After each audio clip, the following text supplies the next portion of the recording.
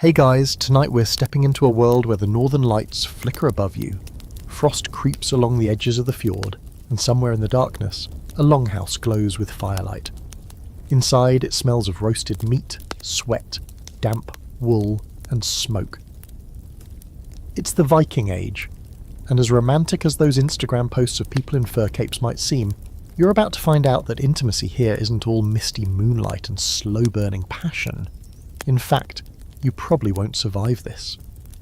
Not the frostbite, not the feasts, and definitely not the bedroom politics. So before you get comfortable, take a moment to like the video and subscribe, but only if you genuinely enjoy what I do here.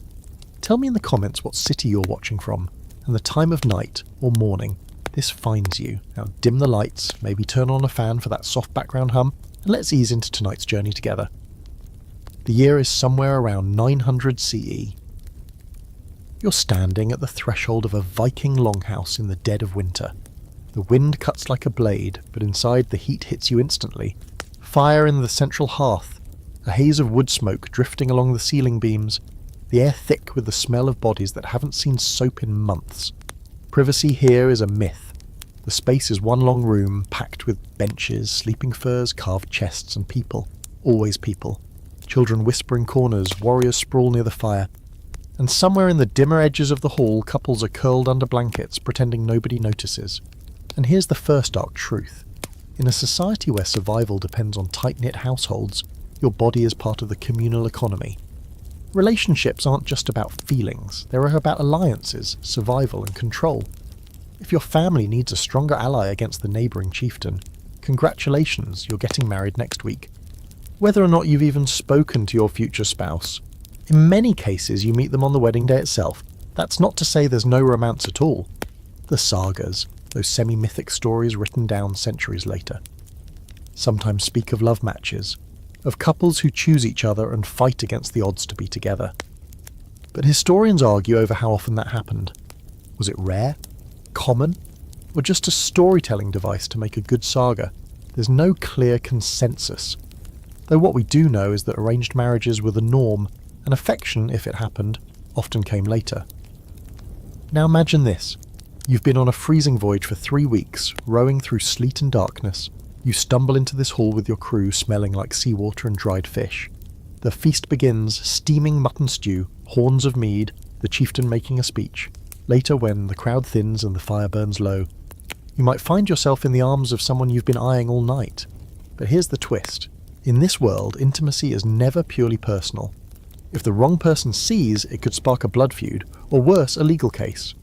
Viking law codes actually mention sexual slander. Accusing someone of certain acts could be grounds for violence or massive fines. Words were weapons here, as sharp as any sword. You shift in your seat, realizing the benches are arranged not just for comfort but for surveillance. Everyone can see everyone else.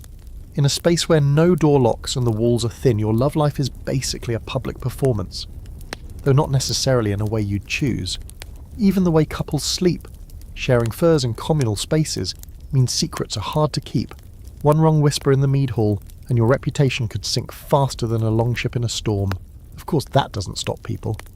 The Viking Age wasn't puritanical, it was pragmatic. Sexuality was part of life as natural as eating or drinking, but also a tool for negotiation, alliance, and dominance.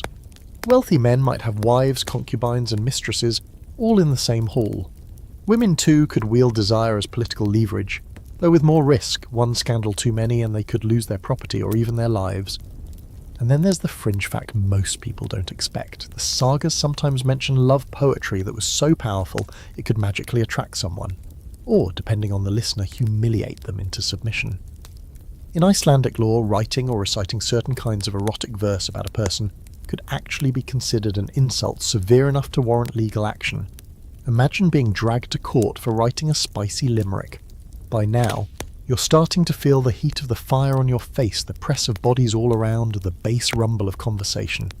You're also starting to realise that sex here isn't hidden in shadows, it's woven into the fabric of social life, for better and for worse. The longhouse walls hum with it, just as much as with the songs, the boasts, and the endless gossip. You glance toward the far end of the hall where the chieftain's high seat is flanked by carved wooden posts. Behind them, Through a curtained alcove, you catch a glimpse of two silhouettes moving together. No one comments, they all know, and maybe even approve, depending on who's involved. Out here in the north, the rules are less about morality, and more about who benefits from your choices. Somewhere outside, snow begins to fall, muffling the world beyond the firelight. You sip your mead, your mind turning over everything you've seen tonight. It's not love as you knew it, it's survival wrapped in fur, bound by law, fueled by desire and watched by everyone. You wake to the sound of boots crunching over frost-hardened earth, the air cold enough to bite your nose before you even open your eyes. The longhouse is still dim. The central fire burned down to a few glowing embers, but people are already stirring. Today isn't about feasting, it's about a different kind of battle. One fought not with spears, but with marriage contracts. In the Viking age, the bedroom was as much a warfront as the battlefield, and marriage could be a weapon as sharp as any axe. The chieftain's wife is already up, hair braided tight, eyes scanning the room with the precision of a commander. She's no passive bystander, she's the strategist behind half the alliances in this settlement. In Norse culture, women often had more say in marriage negotiations than you'd expect for the time, but their power was rarely romantic, it was transactional. A good match could secure land, ships, or warriors. A bad one could doom an entire family line. Picture two rival clans who've been feuding for decades, raids, burned farms, stolen livestock. The solution? Marry the chieftain's daughter to the son of the rival leader. You might think that would end the grudge, but sometimes it only paused the fighting until one side felt strong enough to break the agreement. Love had nothing to do with it. If you were the bride or groom, you were a pawn in a bigger game, and everyone knew it. One actual historical example: in the 10th century, Gunhild, known as the Mother of Kings, was said to have been married to Eric Bloodaxe, as part of a broader political strategy that boosted both their powers. She wasn't a quiet wife either. Later sagas portray her as ambitious, ruthless, and utterly aware of how to use her position to shape politics. Scholars still debate whether she was a real historical mastermind or a villain, inflated by later Christian writers to demonize powerful pagan women. Of course, not every marriage was about smoothing over blood feuds. Some were aggressive moves to expand territory. Marrying into a wealthy family could bring you the dowry of land, cattle, or ships, essentially absorbing their economic power. In that sense, the wedding feast was the signing of a peace treaty, or a declaration of intent to dominate. When you stand in the mead hall and hear the elders discussing matches, you might as well be listening to generals planning a campaign. Here's a quirky truth. Viking wedding processions could be as elaborate as military parades. The bride might be escorted to her new home with armed guards, musicians, and an entourage carrying her dowry. The symbolism was clear. This was a transfer of valuable property, and she was part of it. In some cases, her family would also hand over family heirlooms like swords or ancestral jewellery, as if merging bloodlines was a literal merger of assets. The darker side of this: consent was a flexible concept. A freeborn woman might be able to reject a suitor, though she'd need the backing of her family, but a politically necessary match could override personal feelings. If you refused, you risked alienating your kin or even causing open conflict. Men weren't always free to choose either. Sons could be married off against their will to secure alliances, though sagas suggest women had fewer escape routes once bound. Still, the sagas also hint at moments where individuals fought back. There are tales of brides fleeing before the wedding night, or lovers conspiring to avoid politically arranged unions. One story from the Laxdela saga tells of Gudrun Osvifusdottir, who navigated multiple marriages and divorces, seemingly always positioning herself to come out ahead. Whether she's remembered as clever or manipulative depends on who's telling the tale. Now you watch from your place on the bench as the chieftain meets with another elder by the fire. They speak in low voices about a possible match between his son and a merchant's daughter from across the fjord. On the surface, it's about uniting two households. In reality, it's about gaining access to the merchant's trading routes, which would mean more silver, more exotic goods, and more influence in the region. The son, currently busy trying to flirt with a thrall in the corner, has no idea his romantic future is being negotiated over morning ale. It's easy to forget, in the candlelit romance of modern Viking portrayals, that these people lived in a constant state of strategic alert. Every connection was weighed for its value. Every marriage proposal was a chess move. Even the wedding night, something you might imagine as private, was sometimes followed by public acknowledgement that the union had been consummated, sealing the alliance as binding. A small scholarly debate still swirls around how much individual Vikings cared about emotional compatibility in marriage. Some historians argue that love played a role more often than we think, pointing to sagas that celebrate passion and loyalty. Others insist those are idealised literary moments. With real-life unions driven almost entirely by politics and economics, the truth probably lies somewhere between alliances first, affection if you're lucky. The fire in the longhouse grows brighter as more people rise, and the smell of breakfast, flatbread and dried fish mixes with the lingering scent of last night's mead. Outside, the fjord glints under a thin sheet of ice. Somewhere in that frozen expanse lies the path to another settlement, another hall, another set of negotiations. In the Viking Age, love isn't something you find, it's something that's arranged, signed, sealed, and sometimes sharpened like a blade. The longhouse is buzzing by midday, and you notice a cluster of elders gathered near the central hearth. The conversation is about silver, livestock, and more delicately, people. Specifically, a bride. In Viking society, marriage was never just a union of hearts. It was a transaction, and like any business deal, there were year terms, negotiations, and a price tag. This was the bride price, and if you thought it was about romance, you'd be mistaken. Here's how it works. When a man wants to marry a woman, he doesn't just charm her parents with flowers and sweet words, he offers payment. Not to buy her exactly, but to compensate her family for the loss of her labour and presence. A freeborn woman was an economic asset. She worked the land, managed household goods, oversaw servants, and in many cases handled trade while her husband was away raiding. Losing her meant a real hit to the household economy, and the bride price munda was the man's way of saying, I can make up for that loss. In the corner you hear the metallic clink of silver arm rings being weighed. Silver was common currency in the Viking Age, measured not in coins but in weight, cut into pieces if needed. The payment could also be made in goods, fine cloth, weapons, livestock, or even land deeds. The higher the bride's status, the higher the munda.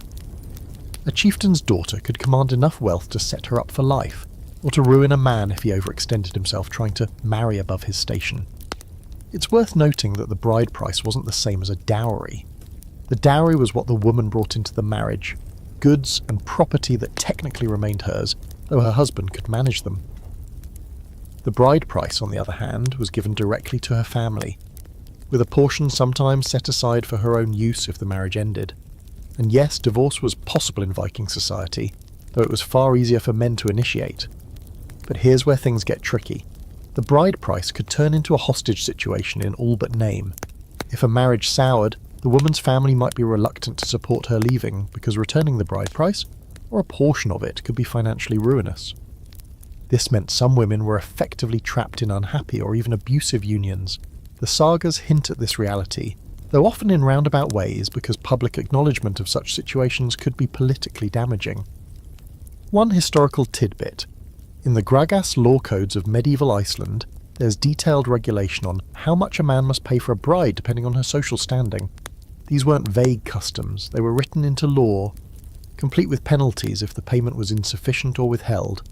In essence, marriage was a legally binding exchange, and failing to uphold your side could lead to lawsuits or feuds.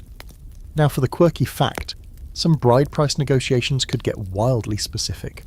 There are records of payments including exact numbers of sheep, certain lengths of imported silk, or even a prized hunting falcon. Imagine bartering for a spouse and insisting, I'll agree, but only if you throw in that really nice bird. As you sit in the longhouse watching the negotiations unfold, you start to see how these arrangements could drag on for days. The groom's family wants to pay less, the bride's family wants more, and both sides are careful not to insult the other. Too low an offer could be taken as a slight on the woman's worth. Too high could be seen as flaunting wealth, dangerous in a culture where jealousy often had sharp edges. Of course, behind the polite bargaining there's often tension. Maybe the groom's family can't actually afford the agreed price and plans to make up the difference with future favours or alliances. Maybe the bride's family knows this, but is willing to gamble on the match anyway. In a world where reputation is everything, it's not just the marriage that's on the line, it's the political balance of the entire region. There's a scholarly debate over whether the bride price was purely pragmatic, or if it also had symbolic meaning. Was it just economic compensation? Or was it also a public display of the groom's ability to provide? Some argue it served as a kind of guarantee of good faith, proof that the groom was serious enough to invest heavily. Others think it was nothing more than a socially acceptable way to turn people into assets. The fire crackles, sending sparks up into the rafters, and the smell of roasting fish drifts through the hall. The bride in question sits quietly at the far end, her expression unreadable. You wonder if she's secretly pleased with the match, or if she's calculating just how much she might be worth in silver and sheep. Either way, the decision is being made for her, her future traded like any other valuable possession. In the Viking Age, love may have been a luxury, but marriage, that was business. By afternoon, you've learned that in this world, the warm glow of the hearth doubles as stage lighting, and reputation is the play. You shift closer to the fire just as a pair of men square up over a whispered accusation. Nothing louder than a hiss, but in the Viking Age, a hiss can be a lawsuit. Here, desire isn't just private, it's legislated, priced and punishable. Passion has paperwork. Lust has a ledger. And the thing, the open-air assembly, has ears like a whole hillside of nosy grandmothers. If you want to survive, you memorize the rules. First rule, control the story. Norse law came at sex sideways, through honour, property and public words. Call someone unmanly arga, or imply they took the female role during sex. And congratulations, you've committed one of the nastiest insults known to early Icelanders. That's not prudery, that's politics. Such an insult could justify a duel or a lawsuit, and the fines could ruin you. In some law codes, the slander alone counts as an assault on a man's legal standing. Swords bruise the body, words bruise the rank you stand in. Second rule, mind your verses. Erotic poetry is not just flirty, it's flammable. The Icelandic legal tradition, later written in the Gragas, treats certain kinds of love poems, mansongvar, as actionable defamation. Craft a clever stanza bragging about someone else's daughter, and you might find yourself paying compensation or dodging a spear, the quirky fringe bit. An especially rude poet might wind up lampooned back with an n-eyed verse, and for extra spice your enemy could raise a nidjdong, a curse pole topped with a carved horse head, or, depending on your local drama level, something even more anatomical to shame you and your kin. Imagine HOA rules, but with hex totem poles. Third rule, adultery is not a fairy tale plot twist, it's a legal time bomb.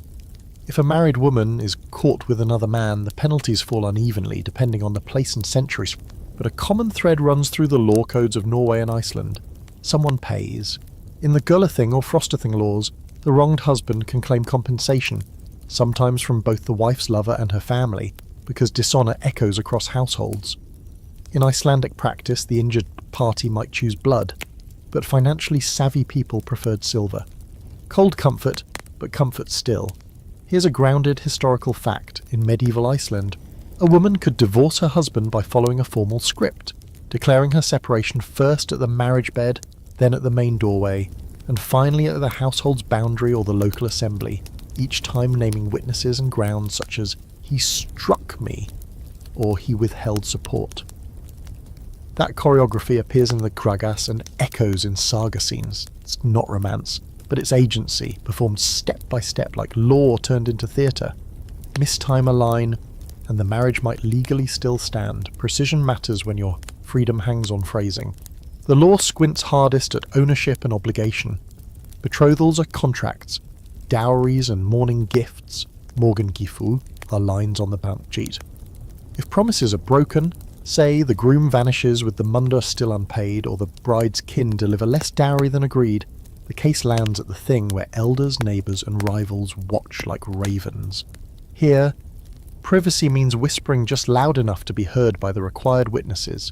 You swear oaths with hands on carved posts and eyes on the crowd. Truth is something the community decides to believe. What about assault? Pre-Christian and early Christian law in the North struggles to pin down consent the way modern courts try to do. It reads sex through damage, injury, trespass, violation of a guardian's rights. If a woman is forced, compensation tends to flow to her or her legal protector, and the sums can be steep, calibrated like Wergild for bodily harm. The result is grim arithmetic. Harm converts to silver, Whether that translated to real protection varies by time, place and power. The letter of the law offers one reality, the longhouse pecking order offers another. At the fire's edge, you witness a quieter case. A farmhand is accused of fooling with a betrothed girl behind the drying racks. He swears it was just words, a flirtation with too much mead. But her brothers darken like storm clouds, because if even a rumour stains their sister's marriage market value, the price of the match drops or the alliance evaporates. So does the money. The thing becomes a courtroom where the evidence is mostly reputation, who saw what, who wants whom allied, who owes whom a favour.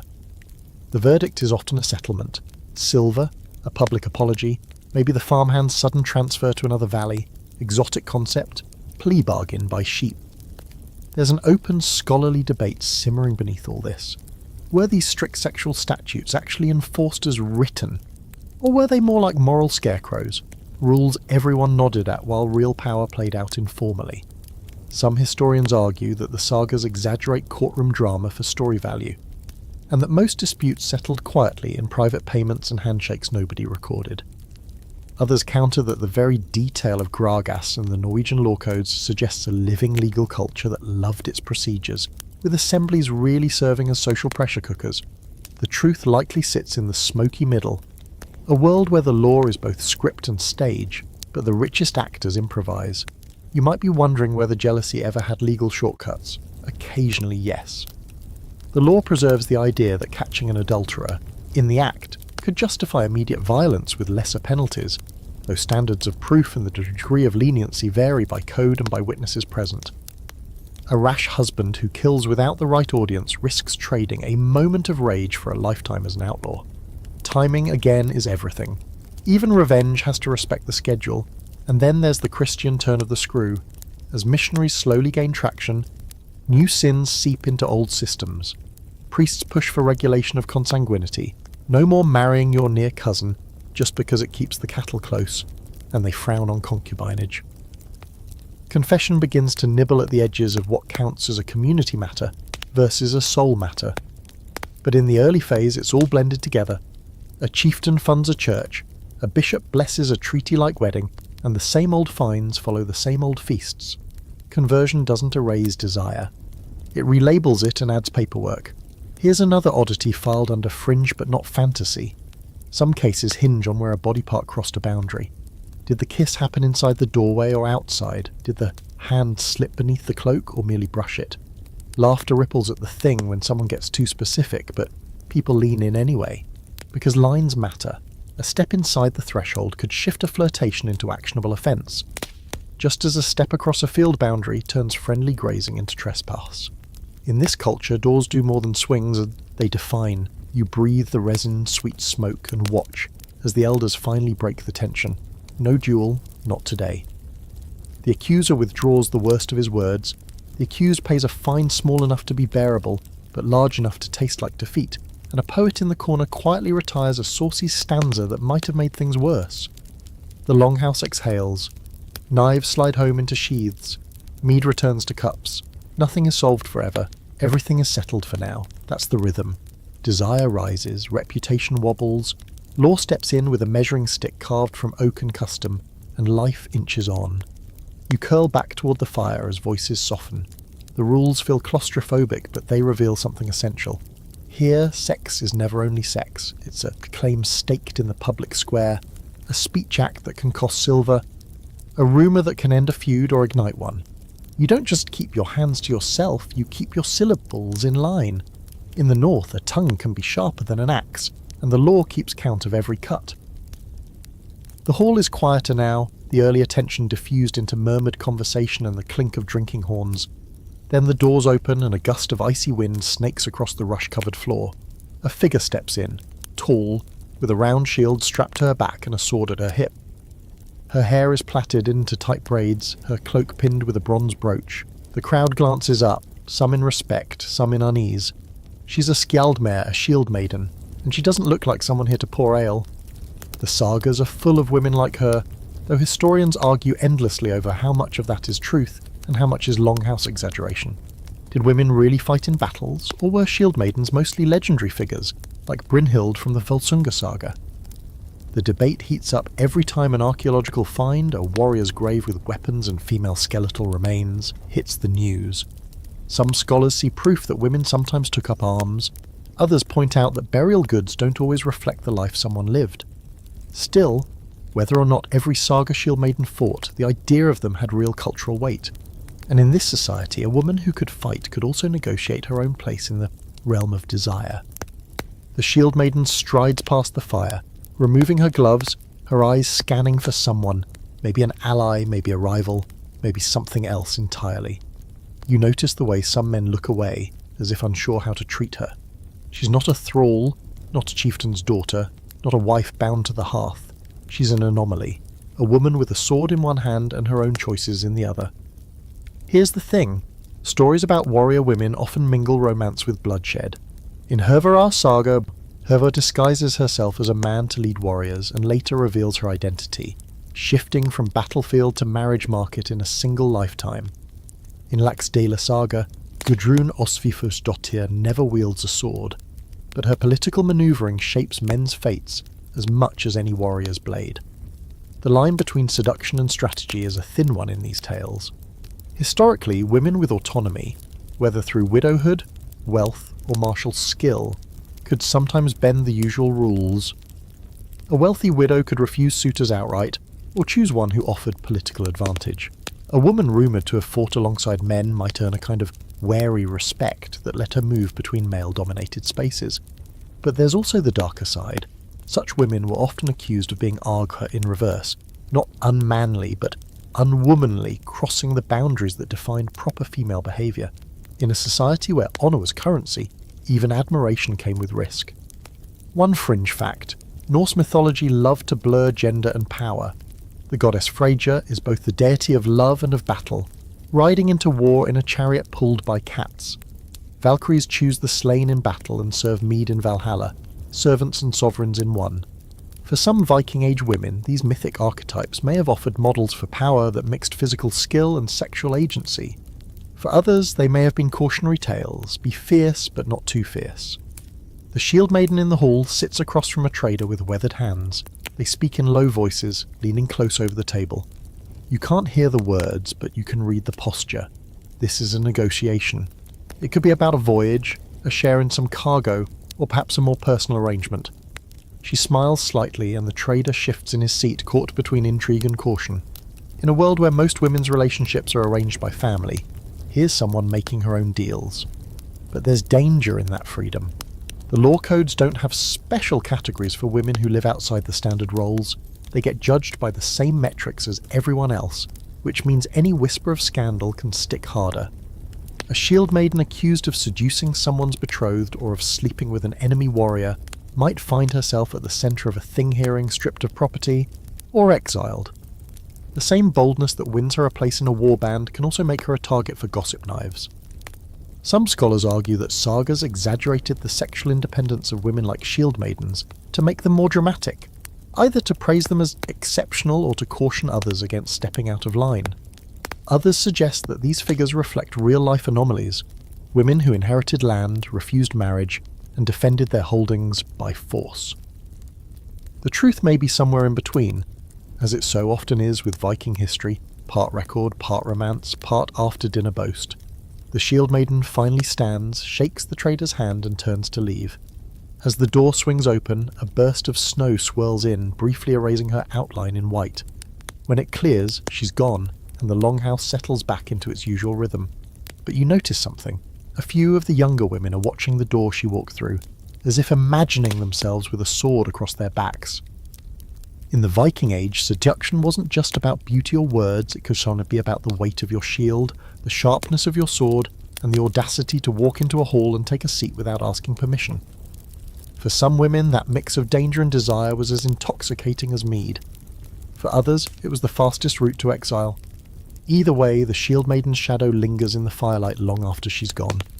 The snow outside has thickened into a slow, heavy fall, and the kind that silences everything except the occasional crack of the hearth. Inside, the hall's light glows against the dark, and the conversation turns to a topic as old as the settlement itself. How many lovers is too many, and how many is just clever politics? Someone jokes about a local man with 2 wives and half a dozen headaches, and the laughter is knowing. But beneath the humour lies one of the Viking Age's most complicated truths. Multiple partnerships weren't rare, but they weren't always smooth sailing either. First, the basics. While most Viking Age marriages were monogamous in the legal sense, high-status men sometimes had more than one recognised partner. This could take the form of sequential marriages, divorcing and remarrying quickly, or simultaneous arrangements, especially if one partner was a concubine, frilla, rather than a full wife. A frilla could be a free woman, but often she was a former thrall or a woman from a captured settlement. The children from these unions could be acknowledged and even inherit, depending on the father's recognition and the local laws. Here's the catch. Polygyny wasn't a free-for-all. It was largely the privilege of men wealthy enough to support multiple households. Having more than one partner meant more than extra bedding. It meant more mouths to feed, more dowries to pay, more alliances to juggle. A chieftain with 2 wives might keep them in separate farmsteads to prevent open feuds. Even then, competition for status, especially for whose children would inherit the most, was constant. The sagas are full of these rivalries. In Laxdæla saga, for example, Höskuldr Dala Kolsson marries Jorun, but also takes Melkorka, an Irish princess turned thrall, as a concubine. The tension between the 2 women simmers under the surface, each asserting her dignity in different ways. Jorun retains the authority of the legitimate wife, while Melkorka works to secure a future for her son. Whether the saga's details are fact or fiction, they capture a truth about human nature in tight social hierarchies. 2 people sharing the same partner rarely keep things cordial forever. There's a quirky historical wrinkle here. Some law codes allowed a man to keep a concubine with his wife's knowledge, as long as it didn't threaten the wife's status. But the moment the concubine's children began to outshine the wife's, say in wealth, beauty, or political favour, the balance could tip into outright hostility. Inheritance laws could get messy, especially if a man died without clear testament, leaving sons from different mothers to argue over who got which farm or how much silver. Polyamory in the modern consensual sense is harder to find in the record. The Vikings valued personal honour and autonomy, but emotional transparency about multiple lovers wasn't exactly a celebrated virtue. If 2 free people openly agreed to share a partner, it probably happened more often in private than in public view, and it certainly didn't make it into the law codes.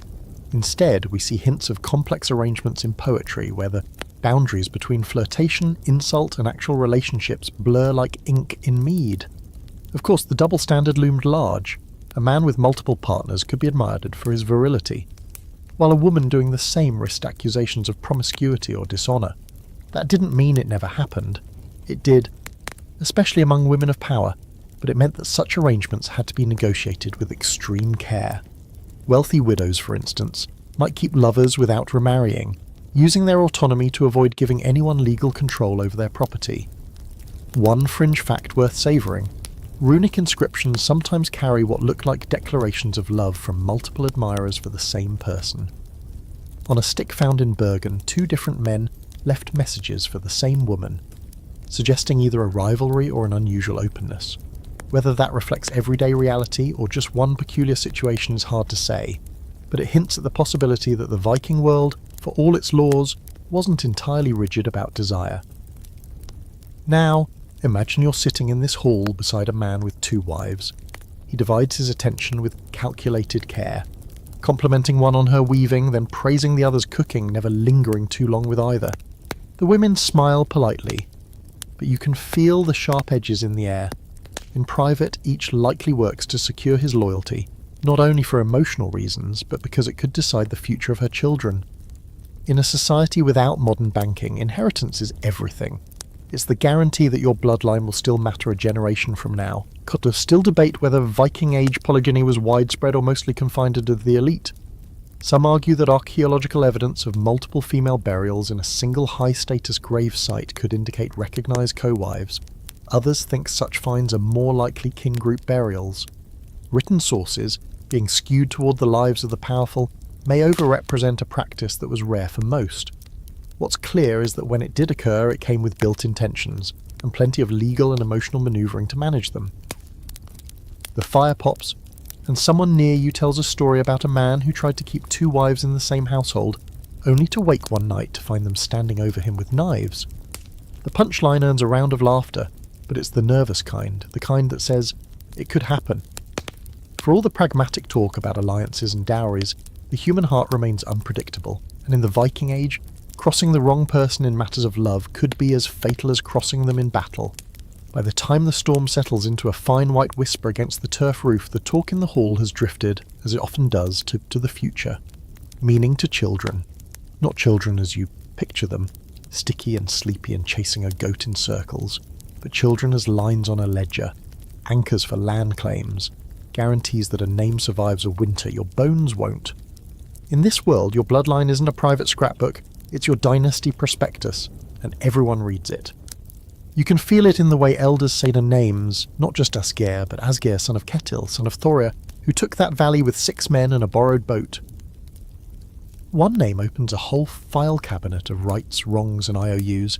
You're sitting beside a cradle hacked from a hollowed log, and the baby inside makes that soft hiccup noise that drags a smile out of even the grimmest warrior. The mother dozes, cloak pulled to her chin. The father, who's been projecting nonchalance all evening, keeps glancing at the doorway. He isn't just waiting for the weather to clear, he's waiting for the thing season, when he can recite this child into belonging. Because that's how it works here. A life matters when the community says it does, when the name lands, when the father lifts the child and claims it. Here's your crisp historical fact. In early Iceland, the law code later written down as gragas lays out inheritance like a tax table. Property passes to legitimate offspring in calculated shares. Sons first, daughters after, with precise fractions. If there are no children, it slides sideways to siblings and upward to parents. There's no neat primogeniture, not yet. It's a pie sliced among heirs, and every slice is a potential feud. The calculus turns intimate moments into legal architecture. A child doesn't just rearrange the sleeping furs, it rearranges the farm. You see the obsession everywhere. A man with no sons paces like a caged wolf. A woman who's miscarried twice keeps her face stony at feasts to deflect the pity that tastes like poison. The morning gift, Morgan Gifu, that a husband gives a wife after the wedding night is not only a romantic token, it's an insurance policy for her and potential children. The bequeathing of a sword to a newborn isn't a cute photo op, it's a press release. State claimed, line continues, even love poems, when they're not getting you sued. Spin around fertility, fields and wombs as parallel metaphors, harvest and birth paired like twins. Rites stick to babies like burrs stick to cloaks. Before Christian baptism took over, a newborn might get the naming sprinkled with water, Auservatni, and the gathered kin would listen for the chosen name like listeners for the first bird in spring. A child named for a dead ancestor doesn't just borrow a label, it's thought to draw down that person's hamingja, the family's luck force. Like catching a spark from a banked fire. That's your quirky fact of the night. In some corners of the north, people believed luck and essence ran along family grooves, and names were like tracks that invited power to roll right in. Call a boy after his iron-willed grandfather, and maybe the kid stands up sooner, grabs a wooden sword earlier, stares wolves in the eye longer. Coincidence? Maybe. But coincidence with a good story always wins. There's theatre in paternity, too. A man may acknowledge a child by setting it on his knee, a gesture that looks simple and feels like thunder. Knee, name, kin, hin. 3 beats and the drum changes. Without that gesture or its legal equivalent, the future buckles. The child might still live in the household, might still be loved, but wouldn't automatically carve a slice of inheritance out of the farm's future. In a pinch, witness statements and oaths try to fix what an absent father can't, but it's smoother when the knee says yes. The anxiety that hums beneath the lullabies is hard to miss. You hear women trade herbs by the hearth, angelica and juniper, whispered like passwords, while old men note auspicious days in the same breath they used to talk about sowing barley. Pregnancy is a hazard run, and everyone knows it. A midwife's kit looks like a warrior's. Cords to cut, iron for protection, charms to bully back bad luck. If a child fails, closets of grief open silently. If a mother fails, the whole roofline sags. Inheritance tables don't show the gaps where people vanish, but the longhouses do. Fostering ties the web tighter. A chieftain might send his son to another household to be raised, not because he's indifferent, but because he's strategic. You put your boy under the roof of a man whose friendship you need, and suddenly that bond is thicker than winter stew. Foster brothers swear like blood brothers, and later, when someone's field boundary mysteriously migrates a few feet in spring, those oaths matter. A daughter fostered with a wealthy widow learns the art of keys and chests, while her own mother calculates how those skills convert to better marriage terms. Love and leverage share a cradle. You get your first whiff of the dark edge when the conversation lowers and eyes slide sideways. What happens when a child complicates the math? If a man dies with 3 sons by different women, and no clear instructions, the farm can cleave into crumbs. Cousins feud for generations over a strip of hay meadow, wide enough for a single scythe swing. Family trees here are not gentle, they're thorny hedges, and everyone gets snagged. Sagas record ankle-deep lists of forebears, not because authors adored genealogy, but because audiences needed to track who owed whom, what blood, and what acre. The Landnámabók, that great colonisation book of Iceland, unspools hundreds of names like a sail. Each thread is a claim, stitched to land and power.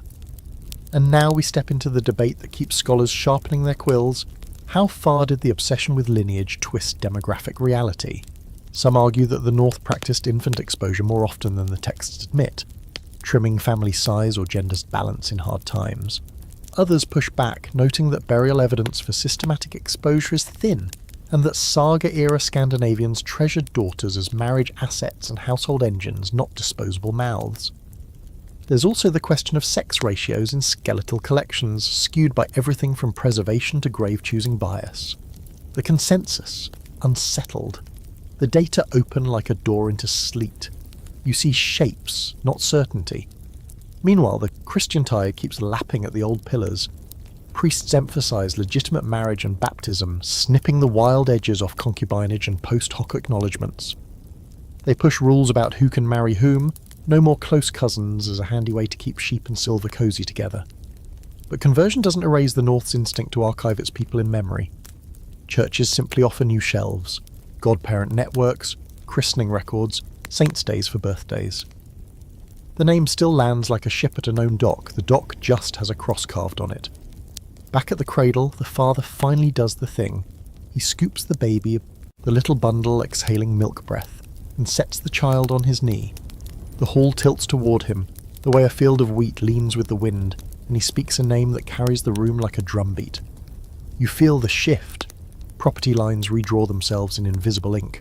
Future feasts arrange themselves 3 summers ahead. Someone quietly calculates whether this boy's claim could intersect with her granddaughter's dowry in a way that glues 2 farms into one. Another whisper of a fringe detail. Some households keep a carved ancestor pole tucked behind a chest, not for public display, but for winter nights when stories run thin.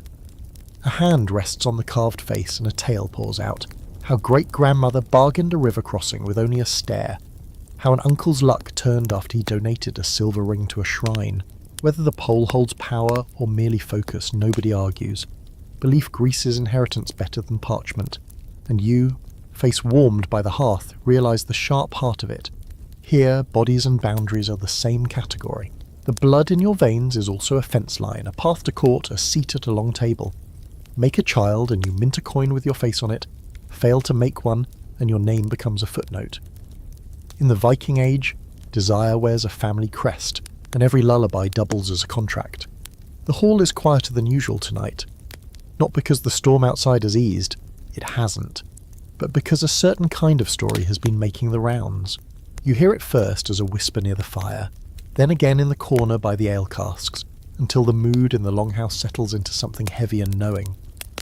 It's about the thralls, the enslaved people who live among the free, sleep along the same walls, eat at the same fire, but whose bodies are not their own. And when the conversation turns to sex, the line between survival and violation blurs into something both brutal and ordinary. You've seen the thralls all day without really seeing them, hauling wood, skinning animals, mending sails, pouring mead. A thrall might be a war captive taken from across the sea, or the child of another thrall born into bondage. They can be bought, sold, given as gifts.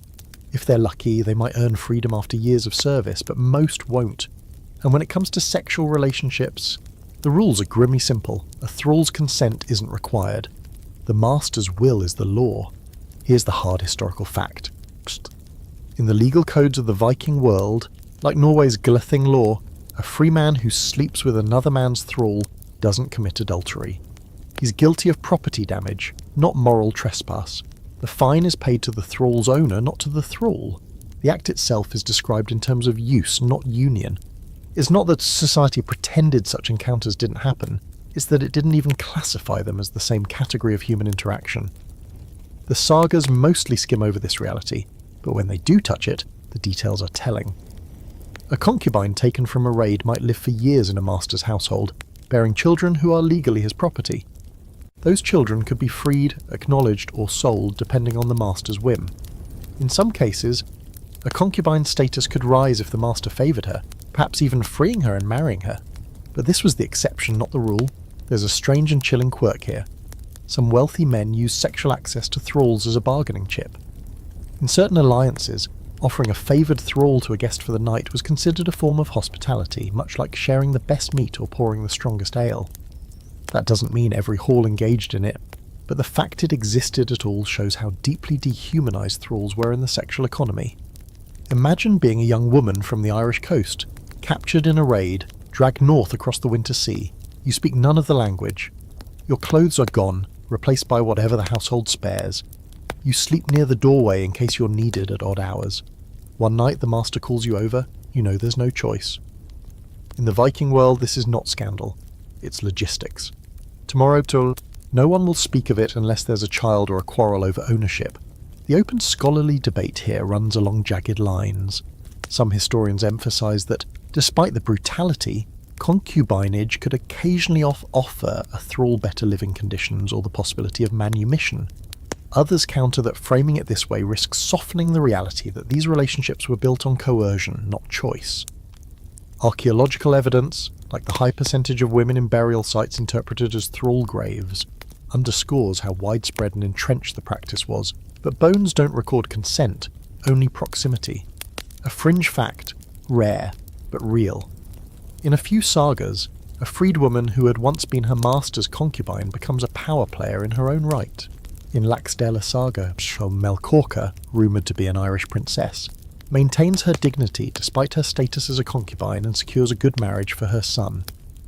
Whether or not she was a real historical figure, her story hints at the narrow paths some women could carve out of subjugation, using intelligence and patience to turn survival into agency. You glance across the hall to where a young thrall woman stirs a pot of fish stew. She moves quietly, eyes lowered, but you notice the subtle watchfulness in her posture, how she shifts away when a certain man walks past, how her hands tense when she hears her name. You realise that in a space this crowded, there's no true escape. Every relationship, wanted or not, is conducted under dozens of eyes. And yet, these women, and men, for male thralls, were also subject to sexual coercion, keep the hall running. They chop wood in the snow, tend animals in the sleet, carry messages between settlements. They're close enough to hear every whispered plan, to know which alliances are real and which are brittle. Some learn to use this knowledge as leverage, trading information for lighter work or protection from other threats. It's a dangerous game, but in a world where your body is a commodity, information might be the only currency you can hide under your tongue. The fire pops and sends up a spray of sparks. Someone starts a song about a long-ago raid, and the hall's mood shifts toward the familiar warmth of mead and memory. But the stories about thralls linger like smoke that doesn't leave the rafters. This is the part of Viking life the sagas don't romanticize, the part that sits at the uncomfortable center of survival and exploitation. Here, desire isn't just tangled with power, it's built into the foundation stones of who has power at all. By morning, the wind has swung around from the west, and carrying with it a briny tang that makes every head in the hall turn. Out beyond the headland, dark shapes crawl along the horizon. Longships, their curved prows cutting through the foam. At first, you think it's traders returning home. Then you see the painted shields, the spears bristling along the gunwales, and the shouts rising as the village scrambles to the shore. These are raiders, and they are not here to barter. You follow the crowd to the beach, where the first ship grinds against the shingle. The men leap out, iron helmets catching the pale sun, axes swinging. Their faces are smeared with soot and salt. The defenders, armed with whatever they can grab, form a line, but you can already see how this will go. The clash is quick and loud, splintering steel on steel, the thud of boots in wet sand. and behind the violence another reality unfolds, one that will carry back across the sea in the holds of these ships. The raids are not only about silver, livestock, or slaves to work the farms, they are also about captives taken for another purpose entirely. Women, especially young ones, are prime targets, not because of some Hollywood fantasy about Viking romance, but because they can be brought home as concubines, married off to cement alliances, or sold in slave markets from Hedeby to Dublin. For the raiders, this is a secondary harvest, human, not grain, but just as valuable. Here's your stark historical fact. The annals of monasteries and chronicles from the British Isles make repeated mention of Viking attacks where women were carried off. These weren't rare incidents, they were built into the economic logic of raiding. Slavery was a key part of the Norse economy, and sexual exploitation of captives was a predictable extension of that system. Norse law treated foreign captives as property, meaning their bodies could be used or traded without legal consequence for the captor. From the deck of a ship heading home, the sound of the village fades, replaced by the steady creak of oars. Captives sit bound along the benches, guarded by men whose laughter is easy and unhurried now that the danger is past. You can see the different ways they react. Some stare into the water, silent. Others watch the horizon, their faces tight with calculation. A few meet the raider's eyes with a defiance that draws either grudging respect or sharp blows. Every one of them knows the odds. Some will end up in farms far inland, others in port towns, and some in the halls of men who take them as concubines. The sagas, when they touch this subject at all, sometimes dress it in the clothes of myth. A woman taken in a raid might later be described as having come willingly, or as a gift from one chieftain to another. It's the kind of narrative smoothing that makes later audiences forget the violence underneath, but archaeology, with its cold bones and DNA analysis, has been less polite. Graves in Scandinavia have yielded remains of women with isotopic signatures, showing they grew up hundreds of miles away, sometimes as far as the British Isles or the Baltic. Strong evidence that they were taken from their homelands. A fringe fact to consider. In some cases, a captive woman might marry into the community that took her. This could happen if she bore children to a high-status man or if her beauty or skills made her a valuable household member. That marriage could grant her a measure of security, but it was still born from the asymmetry of capture, not free courtship. Whether she found real agency in that role depended on her status within the new household and her ability to navigate its politics. There's an open scholarly debate about how widespread sexual violence was during raids. Some historians argue that while it certainly happened, the primary goal of raiding was economic, plunder, not pleasure, and that sexual exploitation was a byproduct rather than an objective. Others point out that in societies where sexual access to captives was normalized, the distinction between byproduct and objective is more rhetorical than real. Either way, the cultural framework made it possible, and the stories of those taken rarely survive except in hints and silences. You picture the long voyage back, a ship rocking under the weight of stolen goods and stolen people. The crew tells bawdy jokes, sings snatches of rowing songs, sharpens weapons for the next fight. Somewhere between the sound of waves and the smell of pitch, a young woman stares northward, toward a land she's never seen but will soon call home, whether she wants to or not.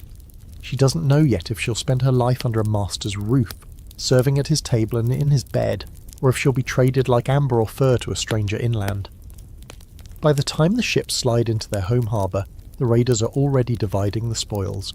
Silver and furs are counted, livestock is driven off, captives are brought to the longhouse for inspection. The process is brisk, efficient, nothing about it framed as cruelty.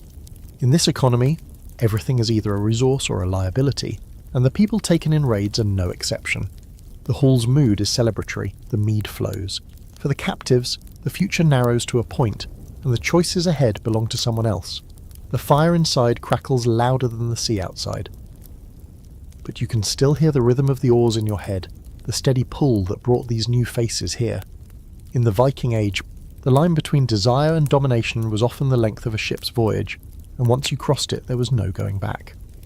By dusk the hall has the quiet of a stage before the curtain rises. Benches scrape, horns thud down. People shift to make an aisle that points like a spear toward the high seat. This isn't a feast, or a council of war, or a merchant's handshake. Tonight the longhouse becomes a courtroom, and the case is the one nobody admits to liking but everybody listens to, adultery. In this world, the bed can put you on trial as surely as any battlefield, and sometimes it decides who sleeps warm and who sleeps cold forever.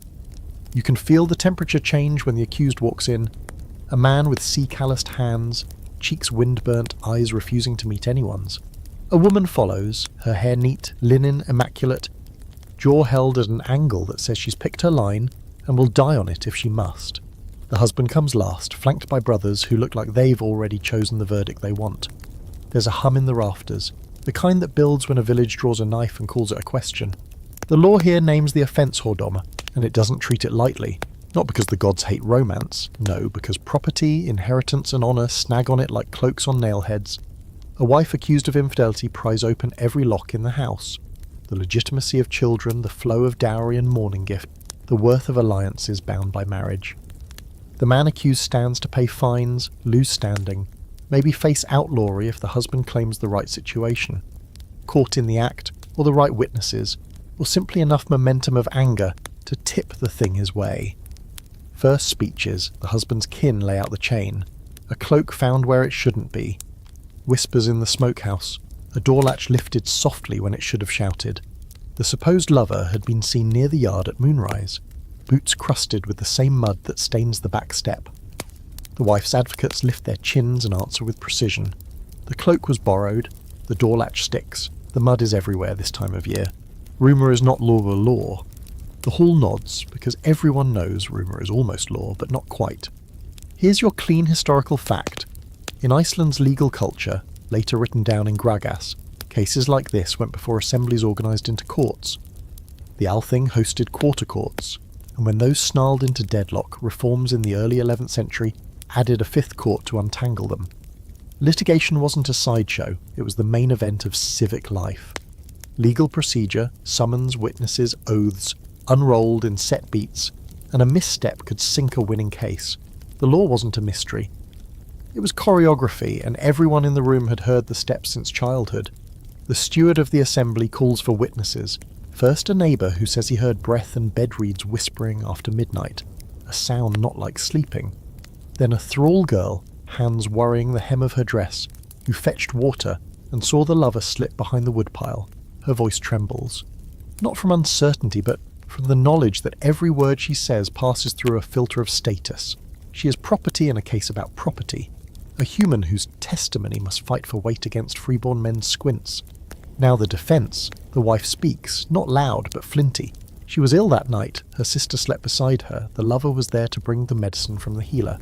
She meets eyes one by one, nobody blinks. The supposed lover, who has kept his jaw clenched like a trap, finally opens it. He recites the formal denials, his oath braided to the names of witnesses and gods, careful not to stumble on a word that could turn sacred syllables into a lie. He adds the risky bit. The husband has a motive, he says. There's a land dispute coming. An accusation like this could push the wife's dowry back toward her kin and untie the husband's claim to an adjoining pasture. In other words, watch the silver behind the scandal. The hall hums again. There's a quirky practice hanging like a ghost behind tonight's argument. The hall can almost feel it, even if nobody quite dares to invoke it. In some places and times, communities leaned on what you might call trial by bed frame, proof of bed customs, sheets displayed, witnesses to the wedding night bedding, tokens of consummation treated as legal exhibits. While not a fixed ordeal, the way hot iron was in other parts of Europe, the North loved its thresholds and textiles as stand-ins for truth. A shift with telltale stains could shore up a claim of consummation in disputes over whether a marriage held. And that same logic, cloth and witness, sometimes seeped into accusations like tonight's. It's not that the law demanded such props, it's that people trusted them the way a village trusts a fence because it's been there forever. The real bite comes when someone mutters the old rule about catching an adulterer in flagrante, that if a husband surprises the act, he can strike with reduced penalty, lesser outlawry, a fine halved, the usual dance of law bending toward rage. But that's only if the timing and the witnesses are right, and no blood was spilled tonight. The husband knows it. He's chosen the slower knife, litigation, open debate time, and it isn't just whispering academics who host it. Even here, you feel the tension in the sources, the sagas, the codes, the practices that changed with Christian influence. How often did these cases end in literal death, rather than negotiated fines? Some scholars argue the North preferred silver to slaughter, that outlawry and compensation were the pressure valves keeping feuds from boiling over. Others counter with episodes grim and specific where jealous husbands killed and paid little for it, especially when the community quietly agreed that honour demanded blood. The record is a fogged window. You see shapes, but every household breathes its own weather on the glass. A priest, new to this coastline, hands soft but eyes hungry for relevance, asks to speak. He quotes that marriage is a sacrament, that hearts should be judged in confession as well as in courts. A few men look bored, a few women listen with interest. One old farmer smiles because he remembers when these talks sounded exotic, and now they just sound like another layer of rules. The priest suggests penance for all, the accuser for anger, the accused for scandal, the hall for enjoying the show too much. It's a brave sermon in a room that still measures sin in cattle. When the time comes for oaths, the room leans forward. Oath-takers step to the high seat pillars, lay hands on carved wood dark with finger oil, and speak in steady cadence. An oath here is not a private promise, it's a public performance with penalties attached. Break it, and you don't just offend the gods or God, you hand your enemies a future lawsuit packaged with a bow. The wife's voice never wavers. The lover's voice cracks once, then hardens. The husband's brothers exchange a glance that means, we can live with fines, we can't live with shame. The verdict slides out like a blade from a sheath. No killing, compensation, yes. The alleged lover pays a fine for trespass of honour, not fully admitting guilt, but acknowledging the storm his closeness caused. The husband takes back part of the mourning gift pending a year's peace, a legal booby trap that springs if more whispers hatch. The wife demands, successfully, that her dowry remains intact, since no proof has pierced the threshold of certainty. Everybody wins and loses a little, which is to say, everybody survives. A fringe thread tugs your attention as the hall breaks into smaller conversations. An old woman mutters about laying an oar across a marriage bed to cool it. An old seafarer's charm turned whole household ritual, meant to keep sailors' wandering luck from crossing the threshold with them. Superstition? Probably. But even the practical North salted its law with charms, because sometimes you need to feel like you've done one more thing to secure the future. After the crowd thins, the wife steps outside alone into air that stings. Snow whispers over packed earth, and the sea answers from somewhere dark. You watch her square her shoulders as if she's putting armour back on. Inside, the husband negotiates with his brothers about cattle numbers tied to the settlement. The supposed lover palms the fine like a hot coal and disappears into the blowing flakes. You realise that the point of nights like this isn't truth in the absolute, it's balance. The bed is a battlefield because the household is a fortress, and the law is a set of ladders and ropes for both defence and retreat. Back at the fire, two boys quietly reenact the scene with carved figures, one standing on a stool to be the law speaker, the other wrapping a scrap of cloth around a stick to be the bed. They giggle, but they're practising more than play. In a few winters, they'll be the ones standing beneath the rafters, fingers on carved wood, breath steady, words precise. And they'll know what you know now. In this place you don't just keep a clean home, you keep a clean story. If your bed is a trial, your life is your testimony. Speak carefully, live carefully, and always count your witnesses before you close the door. The hall smells of wet wool and salt when the next story drifts into the circle by the fire. It starts as a half-joke from an older man, the kind people tell to test the air before revealing something that might stick. Back in my youth, he says, there was a shepherd who didn't care which way the wind blew, so long as it brought company to his bed. The laughter is uneven, but the point is clear. Not every Viking Age romance followed the neat lines drawn in the law codes or the sagas. Some bent them quietly, some broke them outright. And though the record rarely spells it out, there are hints of love and lust that didn't fit the man-woman marriage mould. Archaeologists have sometimes stumbled across these hints, like a boot finding a hidden stone, a comb inscribed with a man's name found in another man's grave, a runic stick in Bergen that reads like a flirtation from one male hand to another, saga passages where two men's relationship is described in terms that flicker between sworn brotherhood and something warmer. These scraps are few and far between, but they suggest that same-sex attraction existed here as it does everywhere, though how it was understood and how it was judged is a knot still tangled in scholarly debate. Here's your firm historical fact. The insult arga, or its variant ergi, one of the worst slanders you could throw in Viking Age Scandinavia, implied not only cowardice or moral weakness, but also that a man had taken a sexually passive role.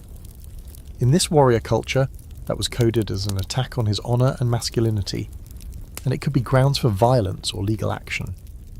The insult didn't criminalise same-sex activity outright. It criminalised the loss of status associated with certain sexual roles.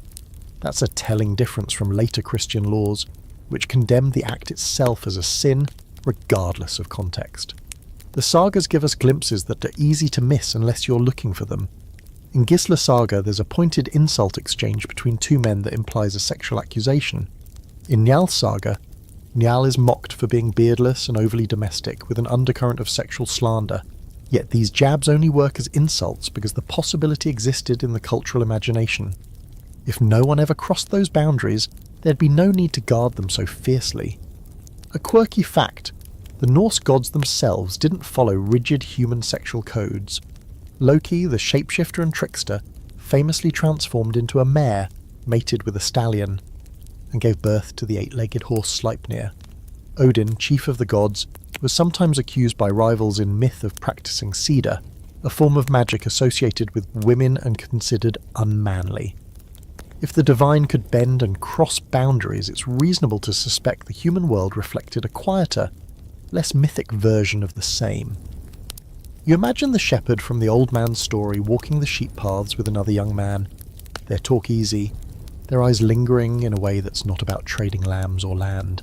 They'd have to be careful, too public and it becomes a weapon for rivals, too private and it becomes a secret that shapes every choice they make. Maybe they arrange hunting trips that last a little longer than needed, or volunteer for the same distant voyage. The sagas are filled with journeys where companionship is the real cargo. The open scholarly debate circles around whether Viking Age Scandinavia had any space, legal, social, or cultural, for consensual same-sex relationships without stigma. Some argue that while the legal codes protected masculine honour from slander, they didn't actually outlaw relationships between men unless tied to that insult. Others note that the Christianization of the region, beginning in the 10th century, layered new prohibitions and moral frameworks over older norms, making it harder to tell where pagan practice ended and Christian moralizing began.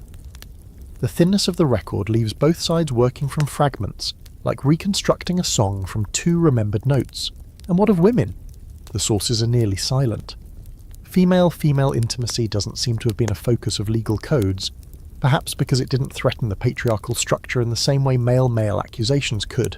That absence is a double-edged sword. It could mean it wasn't stigmatized, or it could mean it wasn't considered significant enough to be recorded.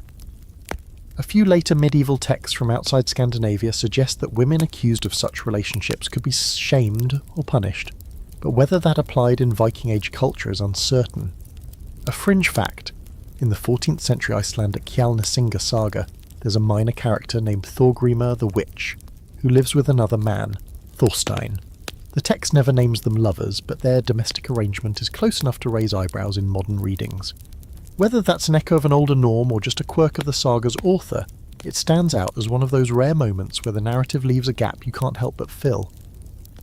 Back in the hall, the old man's story winds to an end. He claims the shepherd lived to an old age, never married, and left his sheep and silver to a friend who had shared his roof for decades. Some listeners chuckle, some just nod, and a few look into the fire as if weighing the space between what's said and what's known. In this world, the truth of such a life might never be spoken outright, but it could be lived if you had the right mix of caution, loyalty and luck. The fire hisses as someone throws on a damp log. Outside, the wind rattles the shutters, and you think about how many kinds of love and desire have existed in this cold land. Some sanctioned, some hidden, some celebrated in the private language of two people who never needed the thing's approval. In the Viking Age, the heart could wander in ways the law didn't quite see, and sometimes that was the only kind of freedom worth having. The storm lifts the next day, and the hall exhales into a softer rhythm, men mending nets, women tending looms, children weaving between the benches like smoke. Outside, the snow has a faint crust, sparkling where the sun hits it. But in the shadowed corners of the settlement, the frost holds tight. That's where you hear the whisper. Someone's muttering about a certain woman down by the shoreline who knows ways to make a man fall for you or fall ill, depending on the payment. The air between the gossipers carries a hum that isn't quite fear, and isn't quite admiration. In the Viking Age, love could be a battlefield, but it could also be witchcraft, literally. The Norse called it saga, a type of magic often linked to prophecy, fate-weaving, and the bending of minds and wills. While cedar could be used for healing, cursing, or finding lost things, it also had a special place in the realm of desire. With the right chants, charms, and rituals, a skilled seidkona, a woman practitioner, could supposedly make someone yearn for you, pine until they couldn't eat, or feel shame and weakness if they'd spurned you. Whether this was sorcery, suggestion, or just the power of a good story depended on who was telling it. Here's your grounded historical fact. The sagas and Eddic poems are peppered with references to magical love spells. In Egil's saga, the poet-warrior Egil Skallagrimsson carves runes to cure a sick woman, only to find someone else had previously carved harmful runes trying to win her affection. In Skirnismal, a poem from the Poetic Edda, the god Freya's servant uses threats, curses, and magic to coerce a giantess into marriage. These aren't warm, candle-lit love spells, they are coercive tools, folded into a worldview where magic and manipulation often went hand in hand. A quirky fact, some archaeological finds suggest charms could be quite literal, small amulets carved with runes meant to attract love or lust. A bone stick found in Bergen bears runes that read like a plea to think of me, love me, blurring the line between heartfelt note and magical compulsion. Whether these worked is beside the point. Belief in their potential was enough to make them dangerous, but magic came with rules, and breaking them could burn you. Practicing cedar, especially if you were a man, risked being labelled aga, the same insult used for unmanliness and sexual passivity. That's because cedar was seen as a feminine art, involving ritualized behaviour and symbolic submission to spirits. Odin himself was accused in myth of this unmanly practice, a charge that underscored both the power and the social risk of using magic to influence desire. For women, the danger was different. A seidkona could be accused of cursing, seducing, or destroying households, and that could end in exile or execution. You imagine her now, the woman they're whispering about, standing on a cold rock by the shore, cloak pulled tight, muttering to the waves. Maybe she's grinding herbs in a stone bowl, angelica root for attraction, rowan berries for protection, bits of bone char for binding someone's bill. Maybe she's carving runes into a strip of driftwood, sending it down the tide toward the one she means to ensnare. The sound of the sea covers her words, but the villagers will notice if, the next day, her target starts following her with the eyes of a sleepwalker. The scholarly debate here is thorny. Were these love spells taken seriously as real supernatural acts, or were they just a culturally sanctioned way to explain attraction, infidelity, or sudden illness? Some argue that the spells were psychological tools, rituals that heightened suggestibility, reinforced by social belief. Others see them as genuine attempts to call on unseen forces, part of a cosmology where gods and spirits were as present as the wind. Either way, the consequences were real enough if you were accused of them. One fringe detail from the Vatnsdæla saga lingers in your mind. A woman named Thordis is accused of using magic to keep her lover faithful, a charge that becomes leverage in a larger feud. Nobody can prove the spell worked, but the accusation alone damages her standing, showing how sorcery could be as much a weapon in politics as in romance. Back in the hall, someone starts telling a tale about a man who tried to hire a seidkona to win over a married woman. She agreed, but instead of giving him the promised charm, she cursed him with impotence for being so foolish. The listeners laugh, but the nervous kind, half worried the punchline might have really happened, half worried it could happen to them. The firelight makes faces flicker in and out of shadow, and you realise magic here isn't just about herbs or runes, it's about narrative. If enough people believe you have enchanted someone, you might as well have, because their behaviour will be judged through that lens. Love in the Viking Age could be chosen, bargained for, taken, or whispered into being on a night when the waves are loud enough to hide the words. The hall is loud again tonight, but not with the warm noise of feasting. This is sharper, voices cutting across each other, the sound of mugs thumping against wood in irritation rather than celebration. At the centre of it is a man standing too close to another man's wife, and there's kind of sideways glances that turn into something bloodier if nobody steps in. In the Viking Age jealousy didn't just bruise egos, it could split skulls, and when it did, the weapon was just as likely to be a battle axe as a cutting remark. It starts small, maybe a lingering look across the fire, maybe a compliment that slides a little too far into suggestion. In a tight-knit hall where every movement is seen, nothing goes unnoticed. The husband notices, the wife notices him noticing, the crowd notices both. In this culture, desire is rarely private, and jealousy, once sparked, spreads like mead spilled on a rush floor, fast, messy, and sticky with the consequences. Here's your hard historical fact. In the sagas, jealousy is a common spark for feuds, and not just between lovers. Family honour was bound up in sexual reputation, so an insult or suspicion could pull entire kin groups into conflict. In the Jarl saga, accusations of infidelity and improper advances fuel a chain of revenge killings that stretch for years. The law allowed for fines and settlements, but the sagas show that many preferred blood payment, especially if they felt public humiliation outweighed the value of silver. A quirky truth. Jealousy could even be stoked intentionally as a tactic. In some saga accounts, rivals deliberately made flirtatious comments to another man's wife in public, not to win her, but to provoke the husband into rash action that would justify a killing or a lawsuit. This weaponized jealousy turned courtship rituals into landmines. Tonight, you watch as the husband finally stands, his shoulders square and his hand drops to the axe at his belt. The man he's staring down, a trader from another fjord, keeps his hands visible, but his smile is thin. The wife looks from one to the other, her face a mask that says this isn't about me anymore, because it isn't. In a hall like this, once the crowd has scented a possible duel, the individuals at the heart of it become pieces in a larger game. The open scholarly debate here is whether Viking Age men were genuinely more violent in response to jealousy, or whether saga authors exaggerated these moments for drama. Archaeological evidence of weapon injuries supports the idea that interpersonal violence was common, but not all of it can be tied to love or sex. Still, the narrative patterns, accusation, insult, escalation, are too consistent across sagas to dismiss entirely. The stakes are higher for women in these stories. A woman caught in the middle of a jealousy feud could lose her standing even if she had done nothing wrong. If the husband prevailed, she might be forced into another marriage or lose property in the settlement. If the rival won, she might find herself relocated to his household, regardless of her feelings. In this world, jealousy doesn't just rearrange relationships, it rearranges lives.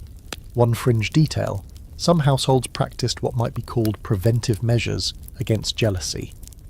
A husband travelling for trade or war might leave a trusted relative or sworn brother to guard his wife, not as a jailer, but as a social buffer. The presence of a third party could dampen gossip or discourage advances. Of course, in saga fashion, there are also tales where the guard himself becomes the rival, which rather defeats the purpose. Back in the hall, the two men are now close enough for breath to mingle. The law's path here would be mediation, witnesses stepping in, fines calculated, honour satisfied through public words. But the crowd's appetite is leaning towards spectacle. You can feel it in the way people shift, leaving a space between the benches. In Viking culture, a duel could settle a question quickly, but the settling often left one party dead and both families simmering. The wife finally speaks, her voice cutting through the noise like the crack of a log in the fire. She doesn't plead, she accuses. She says the trader has mistaken her politeness for invitation, and that her husband is wasting his strength on a man who isn't worth his steel. The insult lands as intended. The crowd laughs, but the laughter is aimed at the trader now. His smile collapses. In a culture where public shame can be as deadly as a wound, he knows he's lost this round without blood. Later, you see him slip out into the night, his footsteps quick in the snow. The husband sits again. The hall's energy slowly returning to normal. But you know this isn't over. Viking feuds don't always explode right away. They can smoulder for seasons, waiting for the right time to reignite. The firelight catches on axe heads and brooches, making the whole room glint like a field of ice under the moon. You realise that here, jealousy is never just an emotion. It's a weapon, a challenge, a test of how much respect you can command and how far you're willing to go to defend it. In the Viking Age, a jealous glance could be the first step toward a blood feud, and a careless smile could be the last peace you ever know. The feast begins with a thud. The first keg rolled in, the second, then a third, like drums calling the valley to attention. Smoke braids up through the rafters. Fat hisses in iron pans. The longhouse warms until you can peel off your cloak and let your shoulders drop. Tonight isn't about raids or lawsuits. Tonight the benches become market stalls, and the wares are gossip, glances and futures. You feel it the way you feel a tide turning. This is the Mead Hall marriage market, where songs grease the wheels of negotiation, and a well-timed joke can be worth more than a wagon of silver. Seating is strategy. Elders take the high spots near the chieftain, where their nods carry weight. Eligible sons are planted where they'll be seen. Good light, good laughter, within earshot of the women who will carry tales home. Daughters float like clever fish, never still either. Always where conversation is richest, weaving between cousins and aunts who know exactly when to tug an elbow and say, "Meet so-and-so's boy, he keeps a tidy ship." You sit midway down the hall, a good vantage point to watch how the night arranges itself like pieces on a game board. The horn circles, first to the quins, then to ancestors, then to boasts. Oaths ride the foam like ships, promises to win a horse race in spring, to build a new byre by midsummer, to bring home a better catch than last year's. Watch the timing. A young man roars a pledge, and an aunt across the fire raises an eyebrow that says, "Perfect. Now he's marriageable. At least he thinks he can finish things."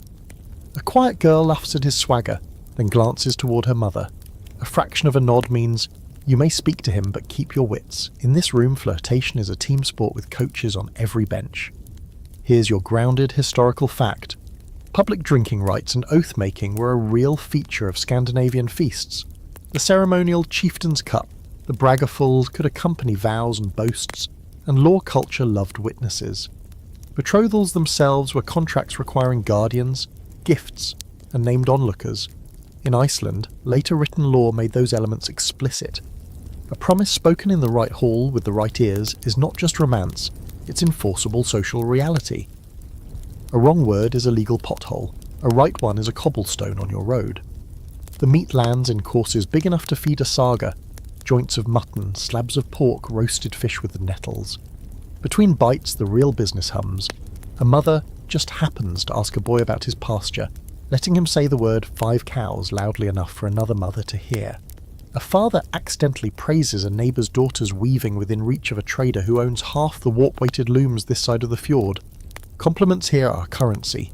Exaggerations are interest. Silence is a debt you might regret keeping. Somewhere near the high seat, an old boar's head makes a ceremonial circuit, bristles gilded with fat and light. A few men lay hands upon it and murmur vows for the coming year, a local twist on Yule customs that some say binds promises tighter when sworn on the boar. That's your quirky fact.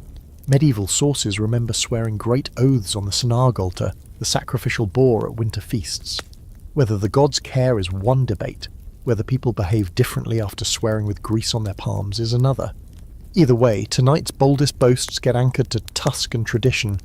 You catch a pair of girls by the door making a wicked sport of the parade. That one, good teeth. That one, better cows. That one, a mother with sharp elbows, dangerous.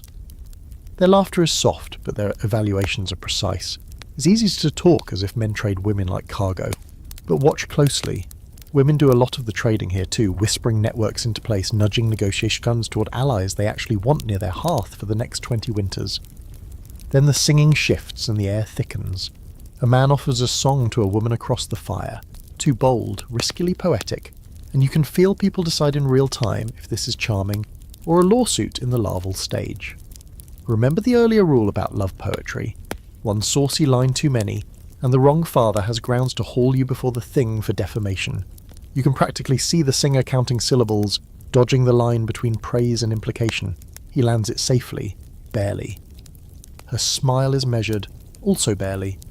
The chieftain's wife makes her move. She slides through to conversations like a needle through cloth, knotting threads. She praises a young widower's winter stores, where a certain girl's uncle can hear. She remarks that a merchant's ship came home earlier than expected, with fewer cracked ribs than last season. Code for, he's prudent, not just lucky. She inquires after a cousin's missing sheep, which is apparently also code for, don't marry into that mess. Their fences leak.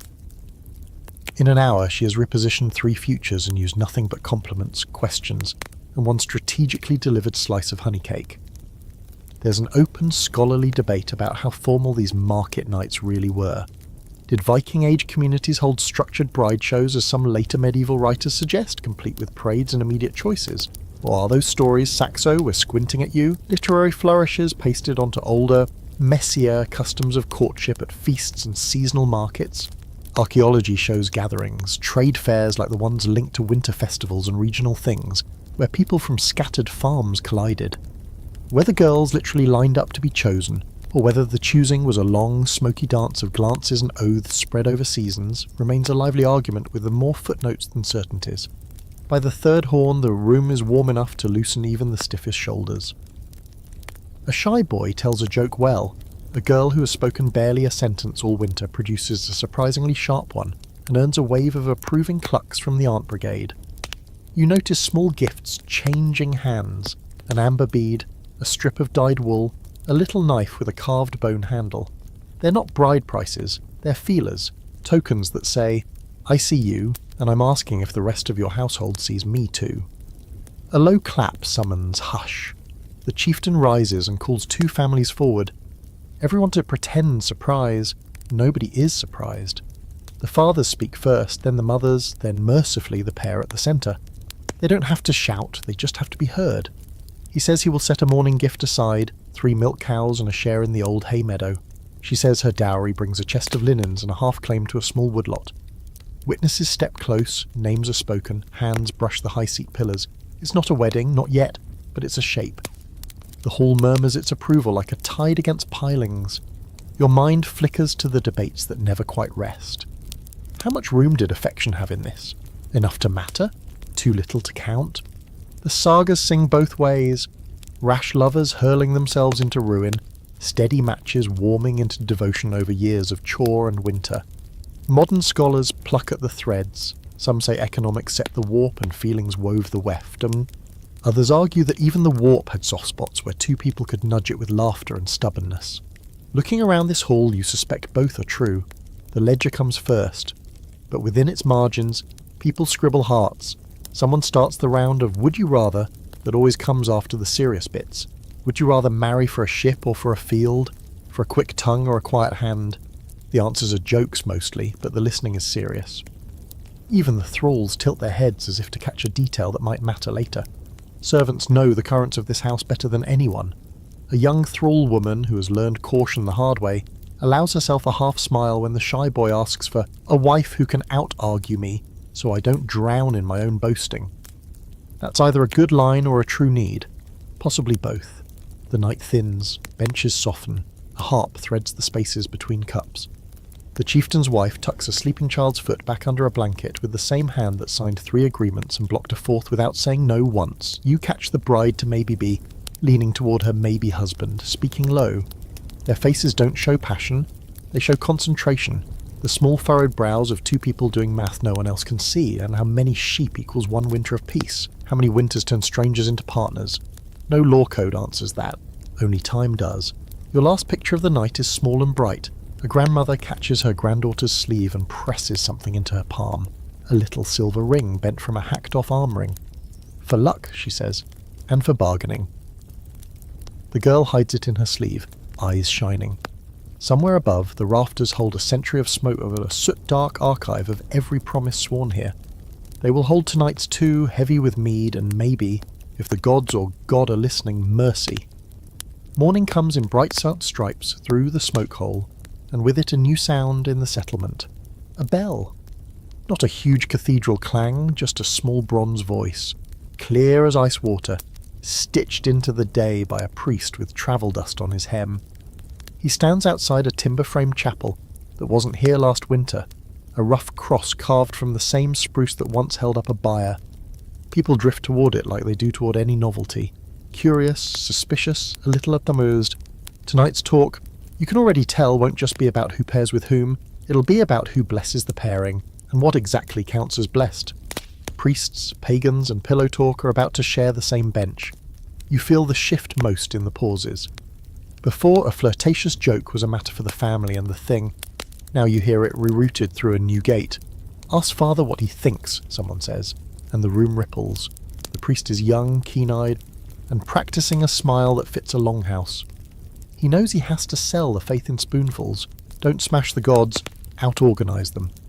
He praises good weaving and sharp ploughs, He sneaks in talk of sacraments like a cook sneaks salt into stew. And when a couple glances at each other across the hearth, he's suddenly near, warm and calm, as if he's always been part of such glances. Here's your crisp historical fact. In Iceland around the year 999-1000, the law speaker Thorgeir Ljósvetninga Godi, after lying under a cloak to think, declared the island Christian at the Althing with compromises. Public pagan sacrifices were out, private practice could linger for a while, practical peace trumped purity. Similar transitions played out across Norway and Denmark, with kings like Olafur Tryggvason and Olafur Haraldsson pushing baptism while still navigating chieftains' power. The result in bedrooms? A long negotiation where old customs bumped shoulders with new rules, and no one admitted how awkward it felt. The priest cultivates that awkwardness into order. He talks of marriage as a sacrament, one man, one woman, lifelong, and you can feel half the hall doing quiet math. What about concubines, so common among the rich that you can trace lineage by them? He doesn't ban the word frilla, he sputters it. He urges honour to the wife, legitimacy for children, and clean conscience, which sounds noble, until you realise it also means fewer legal routes for women to leave miserable matches. Divorce, once a matter of performance and witnesses at door, bed and boundary, gets fenced off behind church walls that don't have many doors. But the North is stubborn. Concubinage doesn't evaporate because a bell says please. It slides into the corners where law and life are blurry. A chieftain keeps the woman not called wife, and the priest frowns, the chieftain funds a new chapel roof, and the frown softens into a pastoral chat about eventual regularisation. Children from such unions might be baptised, their status nudged by confession, coin and time. The culture knows how to live with contradiction. The church learns how to invoice it. Quirky fact for your pocket: penitential booklets, those early medieval sin price lists imported with the faith, came with sex calendars so crowded you'd need an abacus to track them.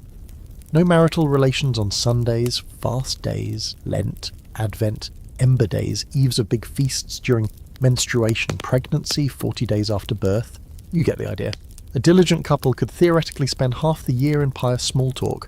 Whether the fjord valleys observed every line is dubious, but the idea that beds had holy seasons catches on, and suddenly there's a new kind of gossip.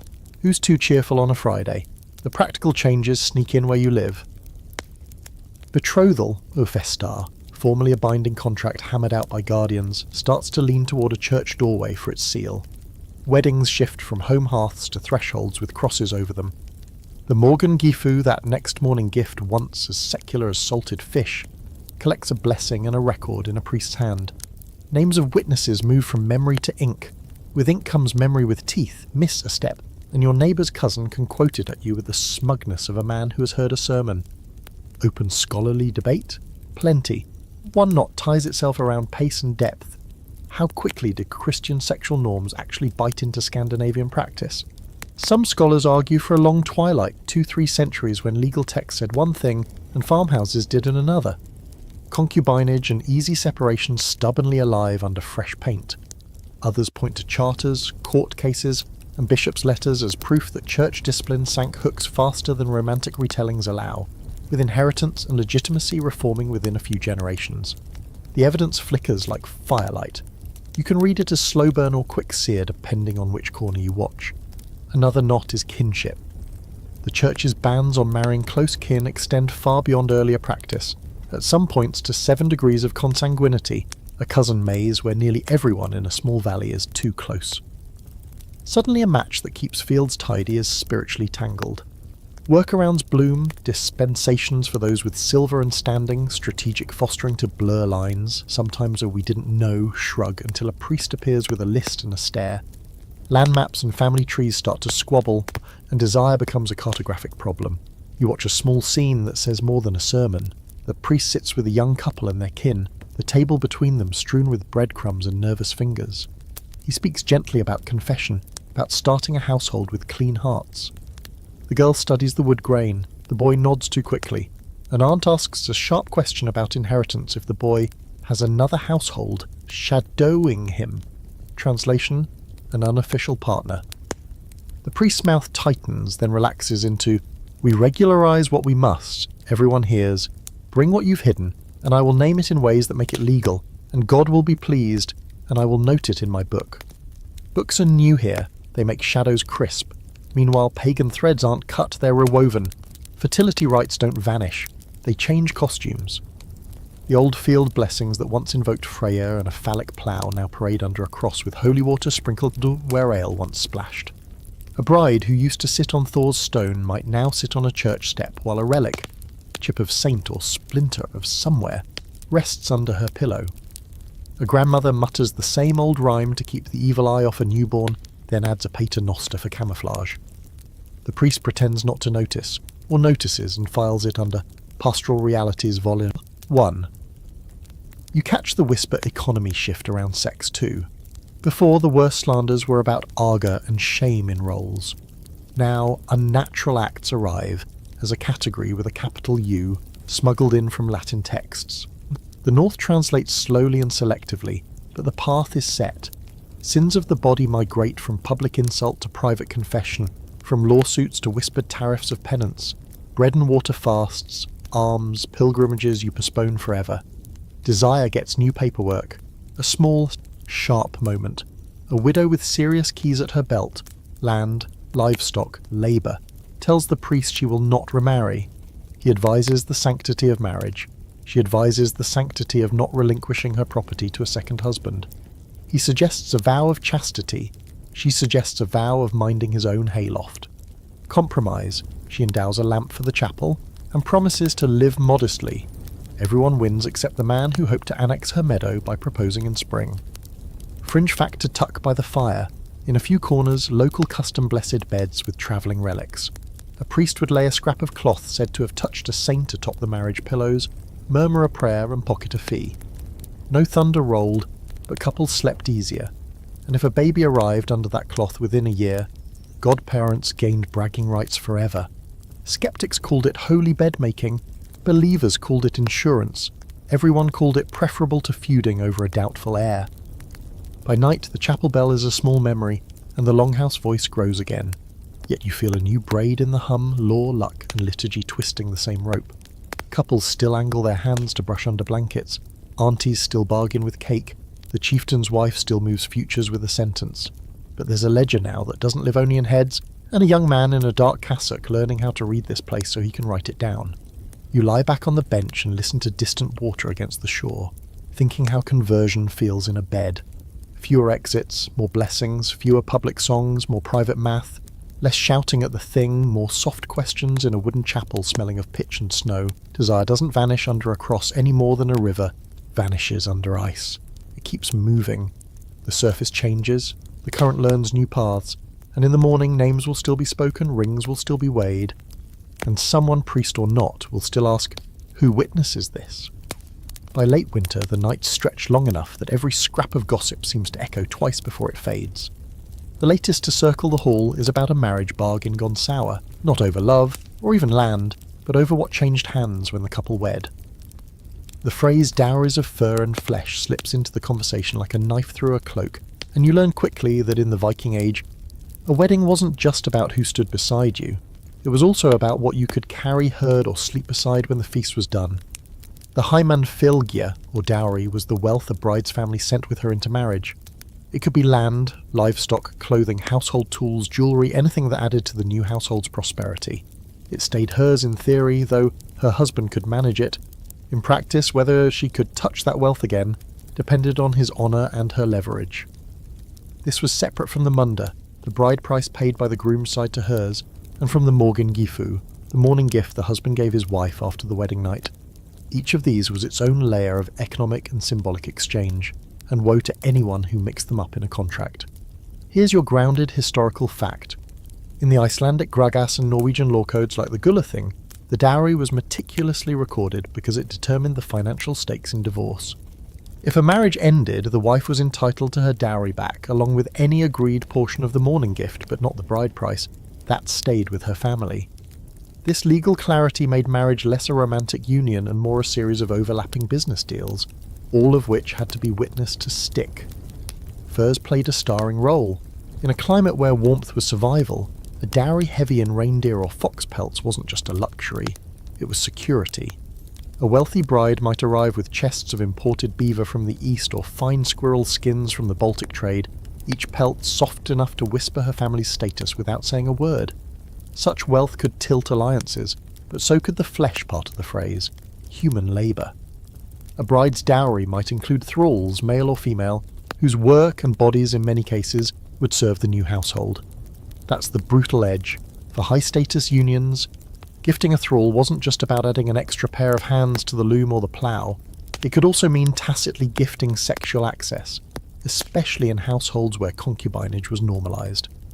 A thrall woman arriving as part of a dowry could be used by the husband, his relatives, or even guests, depending on the household's norms. This wasn't scandalous in Viking eyes, it was property management. For the woman herself, it meant a life entirely shaped by the marriage contract she had no say in. Quirky fact, not all flesh in a dowry was human. In some regions, gifting particularly fine breeding animals, especially mares or milk cows, was considered a sign of serious commitment, and the animals could be named in the marriage contract alongside gold or land. Saga writers loved to mention famous animals in this context, as if to remind readers that wealth was as much on 4 legs as on 2. You picture a winter feast where a bride's dowry is laid out for all to see, bolts of dyed wool stacked like snowdrifts, a line of fat cattle stamping in the cold, a cluster of thralls standing in a shadowed corner. The guests murmur appreciatively, some counting values in their heads, others gauging what political debts this wealth might call in later. The bride herself sits between her mother and an aunt, face neutral, hands folded over a lap full of embroidered cloth she may have stitched herself, cloth that will now belong to a man she may have spoken to only twice before. The open, scholarly debate here focuses on just how binding these economic terms were in practice. Some argue that the legal precision of dowry records points to real enforcement. If a marriage ended, families fought hard to reclaim every promised pelt and plough. Others suggest the reality was messier. Records might exist, but power decided what was returned. A widow with strong kin might reclaim her wealth.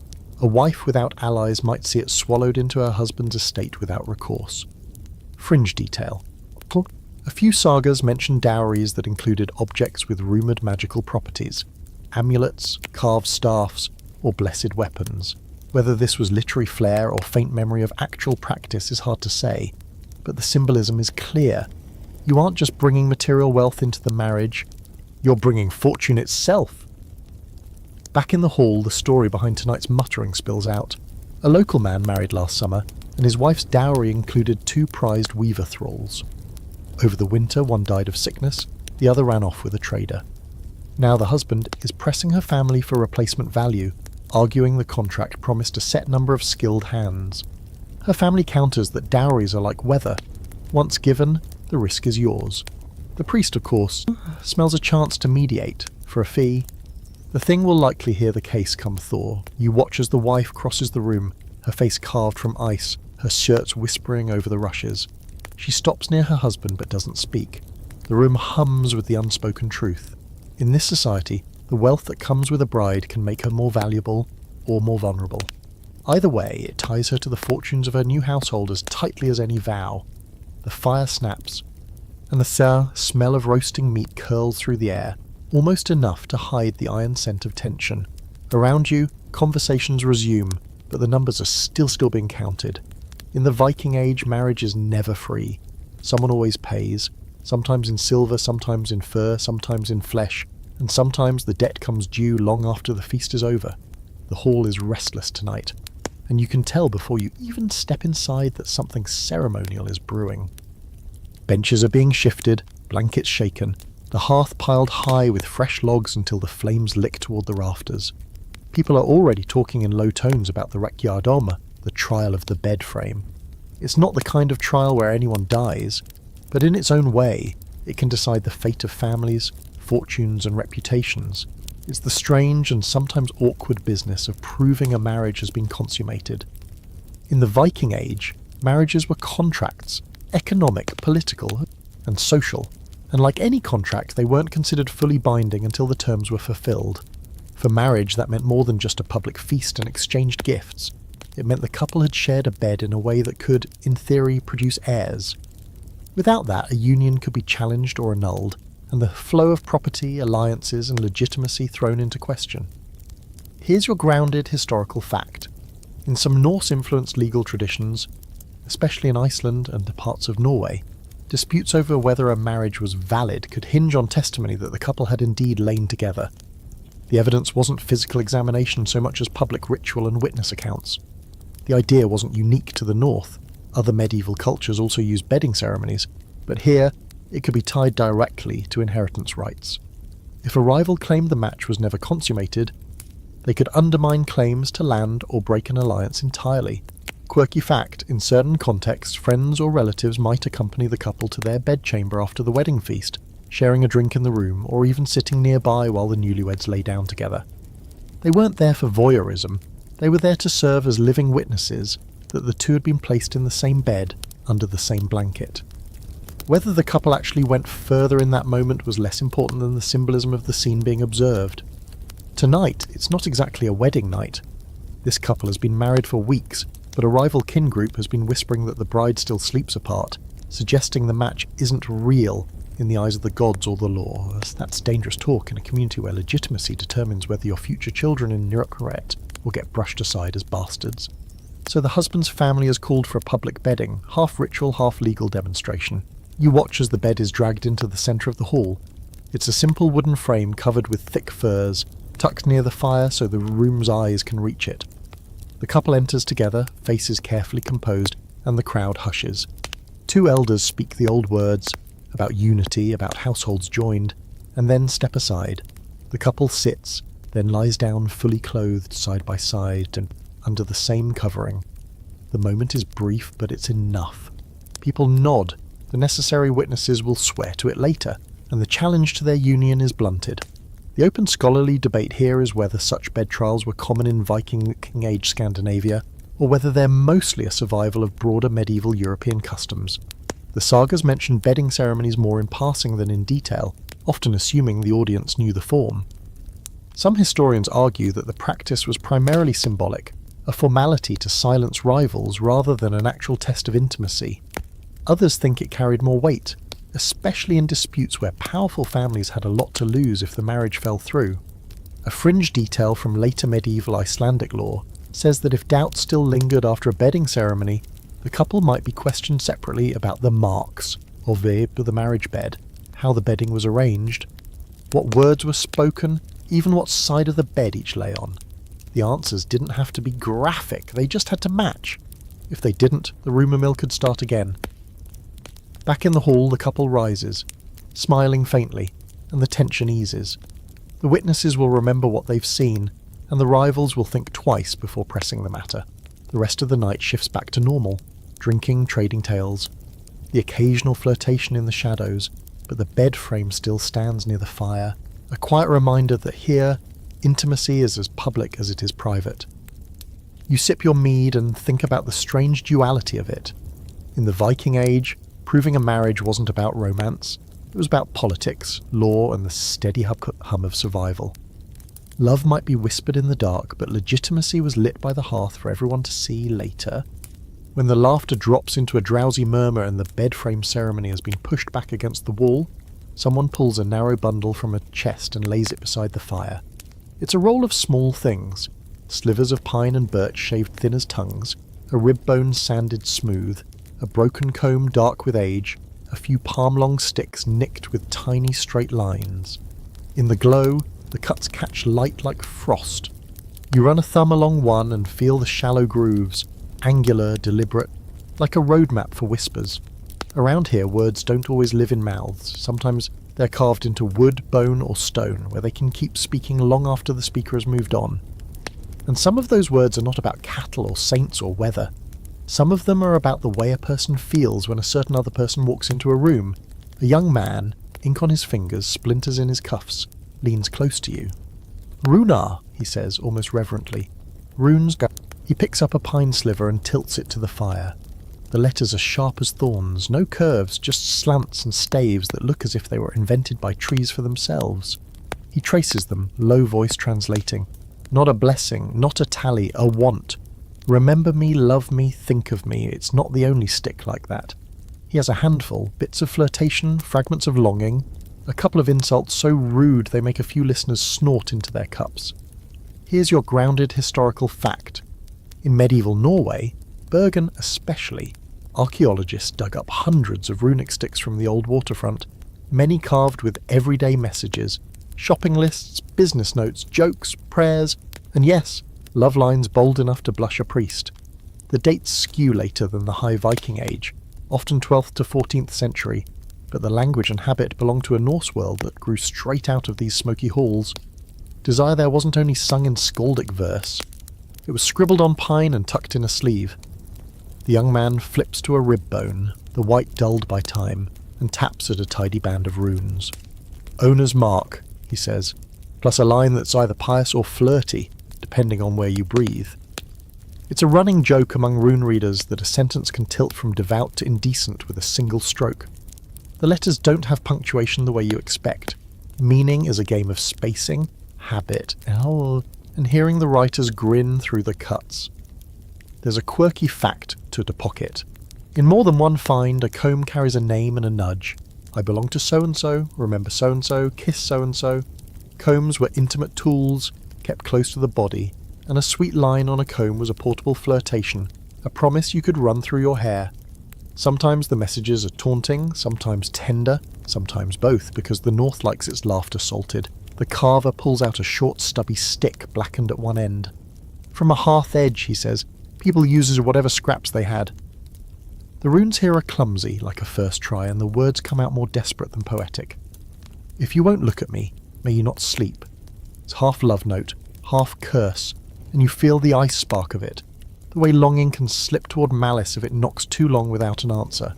You ask if this is magic or just writing, and the hall divides its face, one side practical, the other gleaming with old superstition. The answer is both. Runes are letters, tools for names, numbers, receipts, laws, but they're also older than that in the northern mind, carved with the expectation that wood and bone listen differently than air. The word you cut is the word you anchor. The word you wear against your skin is the word that works. Our historical footnote curls right here. The little word alu shows up on amulets and objects across the north in the earlier Viking Age, a charm element whose meaning scholars wrestle with. Ale, protection? Power? Whatever it meant exactly, people thought it did something, and it shows up alongside symbols meant to fortify luck, health, maybe even desire. An alu scraped into a drinking horn might be a joke. The same on a pendant tucked under a tunic might be a private plea. Make me potent, make me pleasing, keep me remembered. The open scholarly debate is a many-headed thing. How literate were ordinary folk with runes? Were these love sticks everyday notes by a broad slice of people, or the work of a handful of restless carvers offering their words to others like charms for hire? And when a line looks erotic, are we reading hunger into ambiguity, translating with modern hearts instead of medieval ones? The Bergen finds give us volume, enough flirtations and scurrilities to say it wasn't rare, but there's still argument over how far back the habit runs and how far down the social ladder it reached. Women's hands may have carved some, owner tags and domestic notes hint they did, but the evidence is a shy thing. First-person names aren't always the writers, and bones don't say who held the knife. The carver produces a sliver of birch with a faint, tidy hand. This one, he says with a smile that goes a little sideways, was tucked into a weaving tablet. The letters run neat along the edge. Think of me as the thread passes. It's tender, almost shy, and it smells of loom rooms and wool dust. You picture a woman working a warp-weighted loom, the beat of the weft like a heartbeat, and that secret line riding every pass of the shuttle, turning cloth into a letter you can wear. If that isn't spell work, it's the next closest thing. Fringe detail whispered with a wink. In a few digs, rune cuts ride the shoulder blades of animals, the flat bones used for everything from soup to quick notes. Some are plain labels, some look like curse bits or love bits, tossed into the fire after reading as if the smoke carried the message out to the fjord. Call it scapular mail. It's not a system, it's a mood. Words you can't keep in your mouth any longer, sent up where only the gods or the wind can catch them. The older men by the fire who sang all the lawsuits earlier can't resist chiming in. One quotes the law about mansongvar, those love songs that could be treated as defamation if they name names and implied acts. Write the wrong thing, he says. And you don't get a kiss, you get a fine. He waggles his cup at the rune sticks. These are safer, private, unless someone finds them in a chest 50 winters later and reads you out loud for the whole hall. Everyone laughs, and then everyone glances at the bundle like it might start gossiping on its own.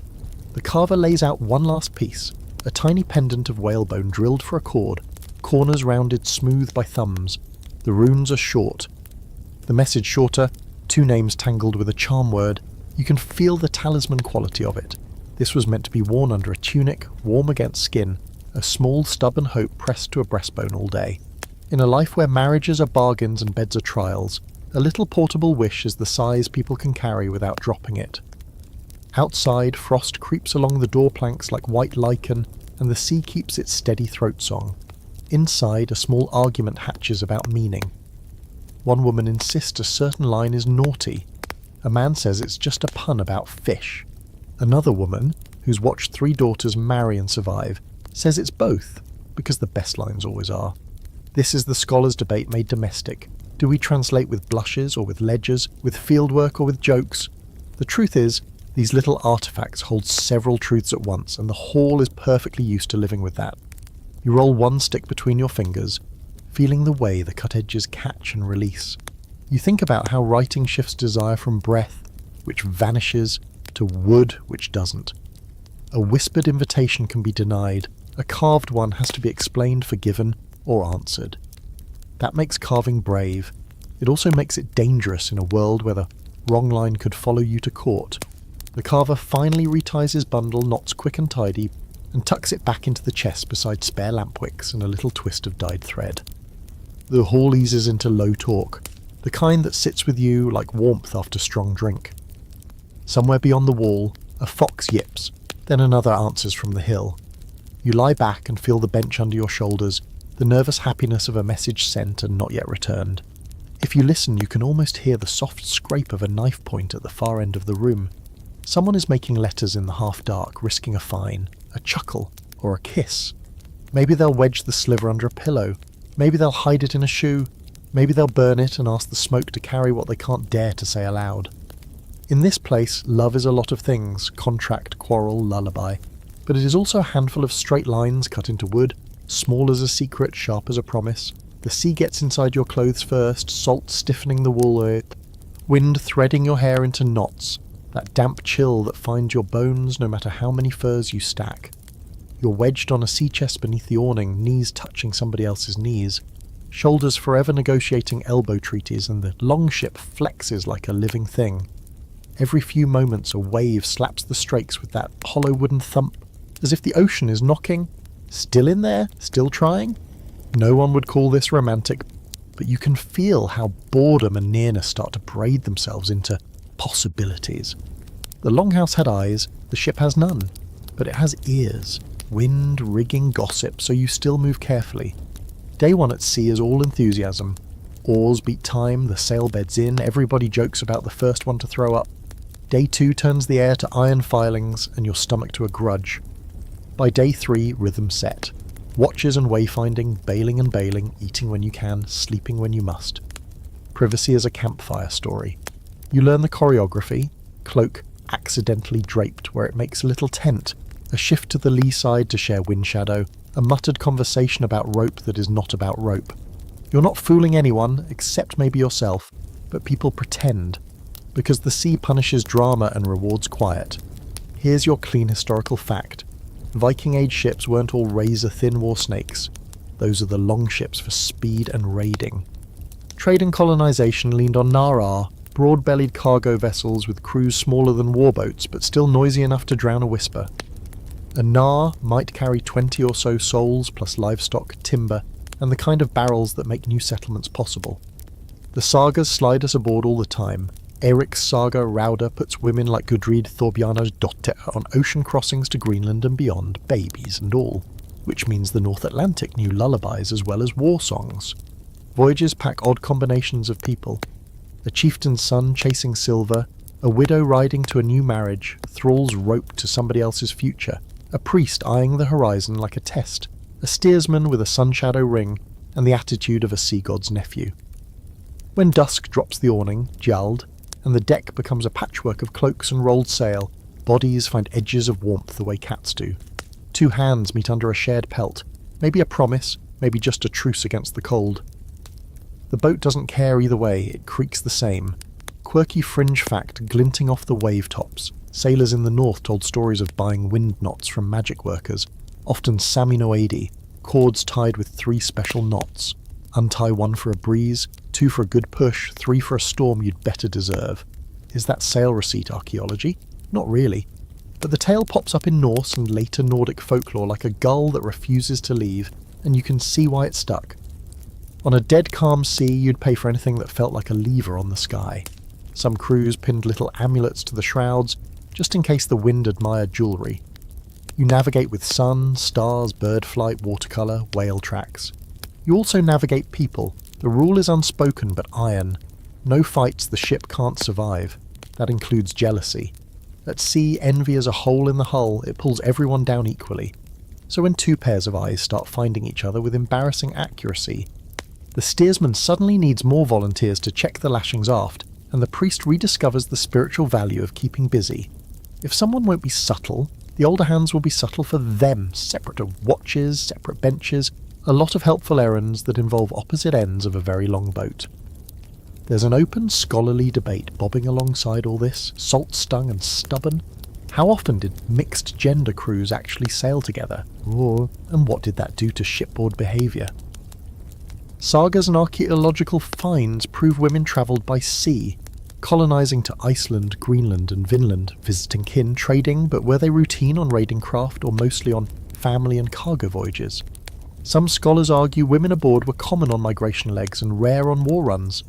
Others think the line is blurrier, especially for coastal hops. Either way, the sources do not hand us a tidy rulebook for sea flirtations, which is exactly the point. The ocean teaches improvisation. Nights bring the hush that only wind can make. The aurora turns green lace over the mast, and somebody hums a half-song about a girl on a headland who promised to wait. The humming turns into a chorus. Tired, off-key, lovely. You curl into your cloak knowing a boat is the worst place to keep a secret. The plank you lean on might carry your heartbeat from bow to stern. Still, there are secrets here, small ones, a shared scrap of dried fruit, a whispered story, a hand squeeze when the swell hits weird. In a world where desire is forever measured, bartered and itemised, this feels like theft but gentle. Shipboard superstition polices desire, with a lighter touch than the law, but it's no less bossy. No boasting about what waits in port, the steersman says, because the sea hates promises. Don't whistle, you'll call winds you can't pay for. There's talk that Ran, the sea goddess with the net, likes gifts, a coin tossed, a ring, something shiny pressed into the water with 2 fingers and a please. That's insurance against falling overboard, but also against other kinds of snatching. If you've flirted too hard with someone who belongs to someone, you may want Ran to mind her own net for a while. Eating aboard is a romance killer anyway. Dried fish, hard bread, sour whey, cold mutton that tastes like a dare. The fire is a lidded box with more soot than flame. Cook smell clings to everyone equally. So if you're getting dreamy over anyone sent out here, congratulations, your kink is tar. Still, you'd be surprised how many glances get traded over a shared strip of smoked eel. Survival is an aphrodisiac with a terrible aftertaste. A tiny wry historical aside, personal space on a 20-30 metre hull is a myth, you tell landsmen. Sea chests are seats by day and pillows by night. Cloaks are doors you pretend to close. The deck is a single room, infinitely ventilated. And yet, you'll hear later on ashore about that couple, who must have found a shadow big enough for 2. Believe what you want. The truth is that desire at sea is mostly the art of accumulating small kindnesses, and saving them for later. Portside stables, lofts, borrowed corners where the ocean can't watch. On the 5th night out, fog moves in like a secret. The world shrinks to the mast tip and the breath in front of your face. People whisper automatically, as if the white could hear. Someone reaches for someone's hand and doesn't let go for an hour. Not from passion, but because the fog breeds thoughts you don't want surfacing alone. Later, on a clearer night, 2 shadows under the awning shift a little closer than before. The ship notes it and decides not to care as long as the sheets are trimmed and the bailers bail. Another fringe detail for your pouch. Some crew set up tiny house altars at the mast step, bits of green twig, a bead. A hacked-off piece of an arm ring rehearsal, offerings rotated like watch duties. You'll see, tucked there, the inevitable bead that looks like it once sat in someone's bodice, which says a lot about what people ask gods for at sea: speed, safety, and a reunion that isn't awkward. Then comes the squall, the sail drops, the oars bite, the boat turns into a living drum. Language shrinks to verbs: haul, brace, row. Desire does what it always does during a storm, it sits in the corner and waits. You tie yourself to the ship the way everyone else does. A line across the waist, a knot you can yank free if the hull rolls. The woman who was trading looks with the carver earlier now trades the bailer with him. They grin, feral, spray in their teeth. Survival is suddenly the only pair bond that counts. When the squall passes, bounces, your world crisps. Stars appear where there weren't any. People loosen their shoulders and realise they're starving. The priest mutters a thank you that is half Latin and half honest relief. The steersman pretends he wasn't worried. Someone produces a little hoard of hazelnuts and shares them like relics. Two palms brush again under a cloak, this time an "are you okay" touch, and you can feel the boat bless it. Not church bless, ship bless, a temporary sanctity awarded for getting through a bad patch without screaming. The debate resurfaces with the dawn, as debates do. Were ships stricter than halls about sexual rules? Some say yes, discipline keeps boats afloat, so captains forbade anything that might sour tempers. Others point at saga moments where flirtation sails right alongside the crew, unremarked except when it trips a feud that then gets postponed until landfall, because nobody is foolish enough to turn a jealousy into a man overboard. The evidence is slippery as fish. The best we can say is that the sea teaches triage. Urgent: storms, leaks, lost wind. Not urgent: your feelings. Urgent later: your feelings. By the time the coastline heaves up, a low line of dark, then cliffs, then a river mouth that smells like mud and promise. You've memorised the breathing of everyone around you. Land brings secrets into focus. Whatever began on deck will either dissolve in the bustle of ropes and carts or step ashore and try to grow legs. Most don't. Some do. You watch two people exchange the kind of look that means not done, and you file it with the other curios you've collected out here. Wind knots, mast alters, fog that teaches hand-holding.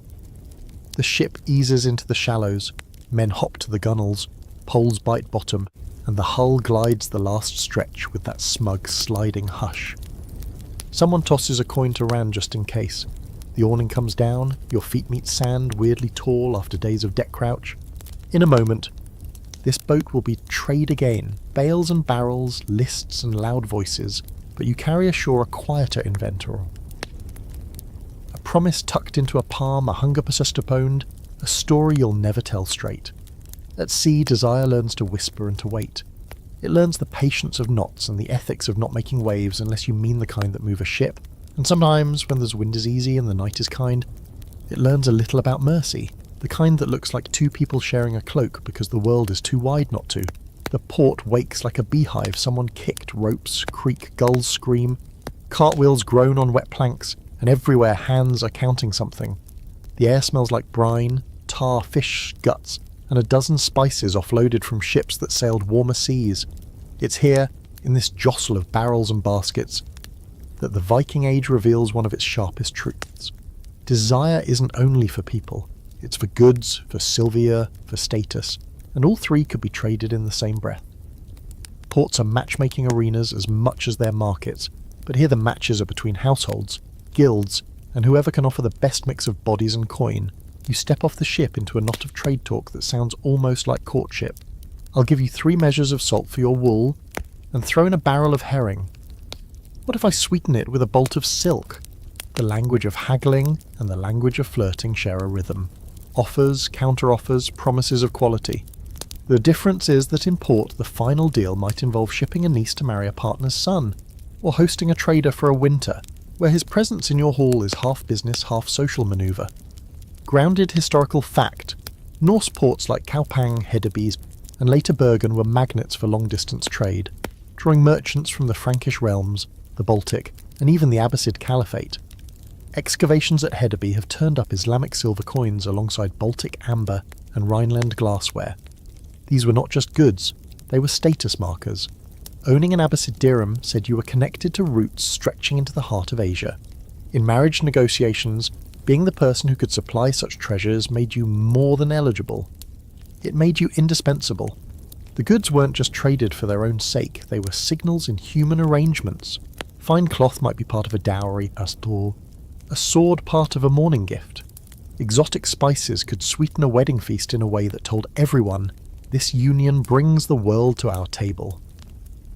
The port, with its crush of accents and smells, was where such future gestures began, long before the bride and groom ever met. Quirky fact, archaeologists in Ribe found tiny lead models of shoes and cloaks, likely used as trade tokens or charms. Some were even carved with runes or designs suggesting they might have doubled as flirtatious gifts. A shoe for your journey, maybe, or a cloak for your shoulders. In a culture where practical goods were also intimate items, giving someone a token could blur the line between business and wooing. Today in the port, you watch two families negotiate over a stack of Irish linen and a young man who is apparently part of the package. The mothers talk over bolts of cloth, each praising her own side's industry and honesty. The fathers argue prices for barley and smoked fish.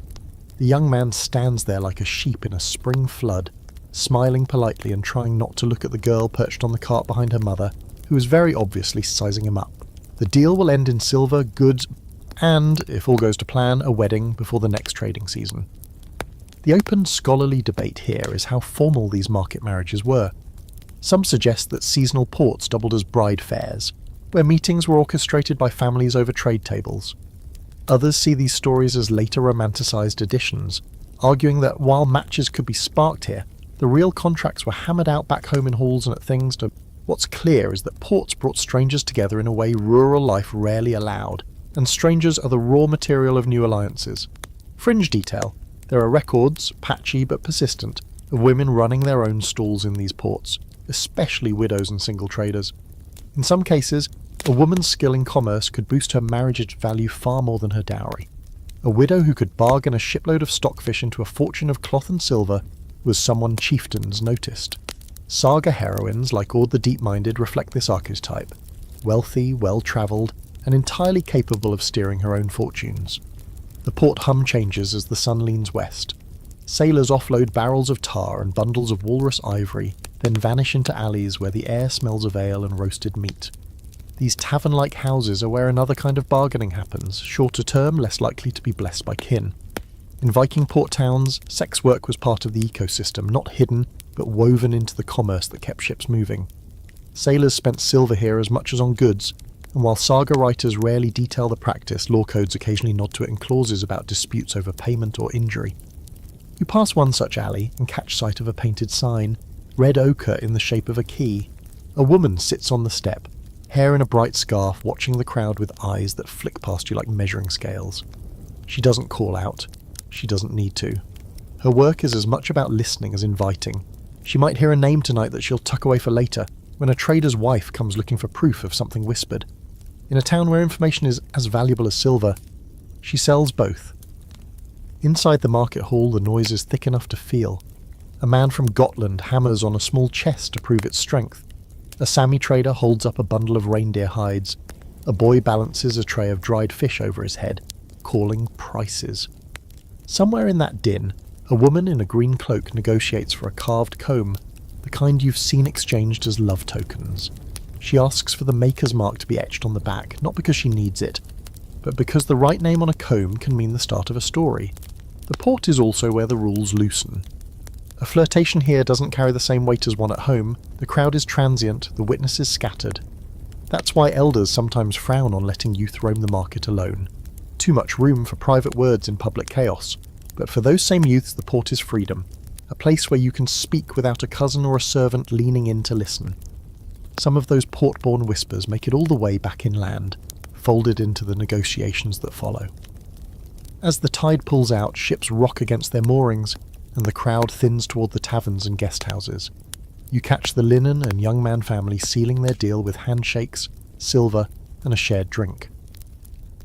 The girl glances at her future with a look that could be calculation or curiosity, hard to tell in the half-light. The boy smiles back like someone who doesn't yet realise his marriage was just traded alongside smoked fish. The port exhales. Torches blink on along the quay, gulls roost on the rigging, and the market smell softens into a mix of wood smoke and spilled ale. Tomorrow will bring new ships and new bargains, but tonight the deals are done. You walk the planks, listening to the mingled voices fade into doorways, thinking how in this world, desire and commerce are braided so tightly you can't always tell which one you're buying or selling. It starts as a joke in the mead hall. Someone slaps a man on the back and calls him the bride worth fighting over, and the whole table bursts into laughter. But as the night unspools, the joke doesn't fade. You begin to notice the glances aimed at him, the way a pair of high-status women angle themselves toward his bench. The sudden interest from a merchant's widow who's normally as reserved as a locked chest. It's rare here, but not unheard of, when men were the prize. In most sagas and law codes, women are the ones traded like silver and cattle. But power doesn't always follow the same road twice, and in households where women hold real wealth, widows, heiresses, chieftains' daughters, the rare, highly desirable man becomes a political asset in his own right. He might be an exceptional warrior, a landowner without heirs, or simply blessed with the kind of charisma that fills a hall. If you can claim him as husband, you claim whatever he carries with him: land, alliances, followers, and that ineffable thing called honour. Here's your grounded historical fact. In Iceland's sagas, men like Kjartan Olafsson in Laxdæla saga, or Gunnar Hamundarson in Njál saga are openly pursued by women of high status, sometimes with direct proposals. In these narratives, women can and do initiate marriage arrangements when the political and social payoff is worth it. Wealthy widows were especially positioned to choose a new partner without asking anyone's permission, and their choice could shift local power balances overnight. The hall tonight hums with that possibility. The man in question, let's call him Eric, has just returned from a trading voyage with chests of Frankish cloth and a ship that is not only intact but better rigged than when he left. He's young enough to be appealing, old enough to be proven and unmarried, which in this company is a rare and dangerous combination. Two sisters, both daughters of a powerful farmer, have been circling him all evening, each with her own strategy. The elder leans on subtlety, asking about his voyage, laughing at his driest jokes.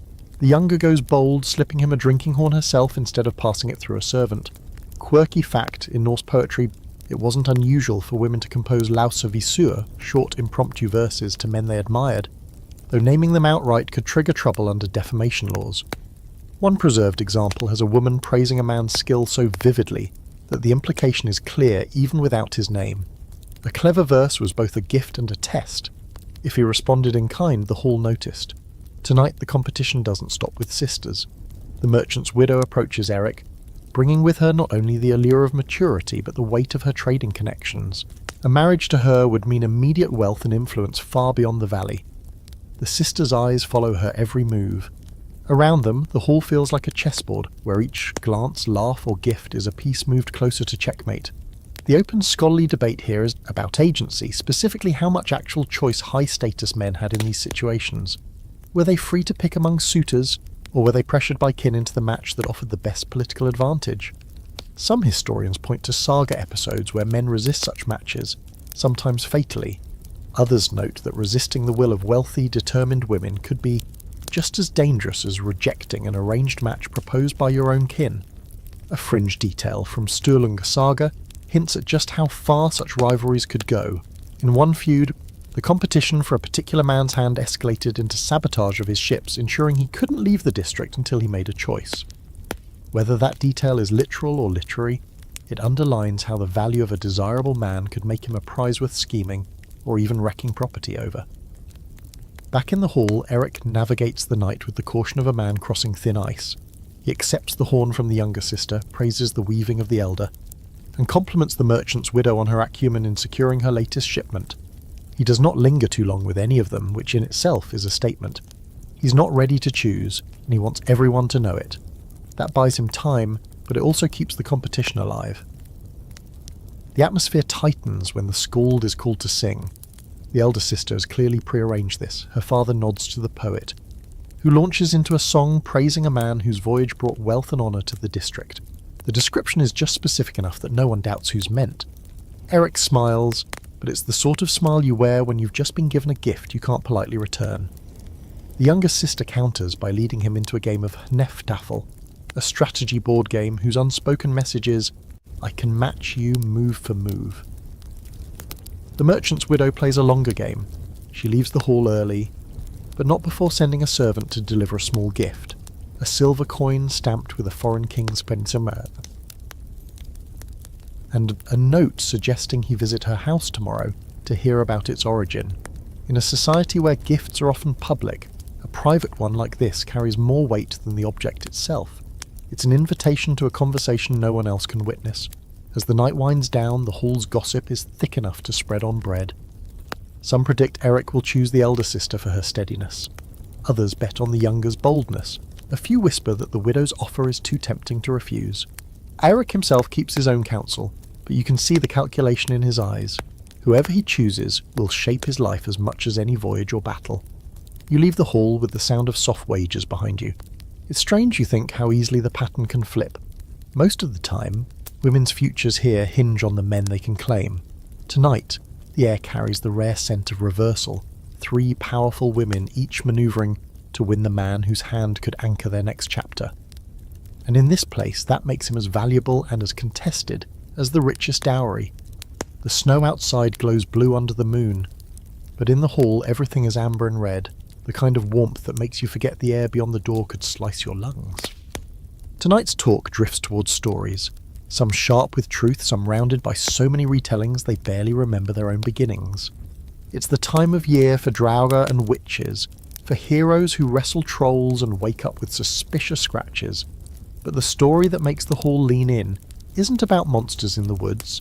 It's about a woman said to weave spells into bedsheets, and the men who found themselves tangled in more than just wool. Her name, in the telling, changes with the storyteller. Sometimes she's a vulva, a seeress honoured and feared. Sometimes she's a farmer's widow with a loom and too much time. Either way, she's the one people whisper about when a man falls hard for a woman who should be far beyond his reach. The rumour says she works her thread with herbs ground fine into the wool. Celandine for boldness, thyme for luck, mistletoe for a spark that won't go out. The gift of her weaving isn't just a blanket, it's a push, a pull, a quiet hand on the back steering you towards someone you already want but haven't dared to touch. Grounded historical fact, the sagas do preserve hints of textile magic. In Eirik's Saga Rauda, the Volva Thorbjorg Litilvolva is dressed in a blue cloak lined with white cat's fur and carries a staff wrapped with brass, costume and tools tied directly to her craft. In Vatnsdæla Saga, a woman weaves a shirt for a man and tells him it will protect him in battle. Whether these clothes were believed to carry love magic is less clear, but in Norse belief, the act of weaving could be a form of shaping fate itself, threads as stand-ins for human lives. The weaver in tonight's story isn't content with shaping battles.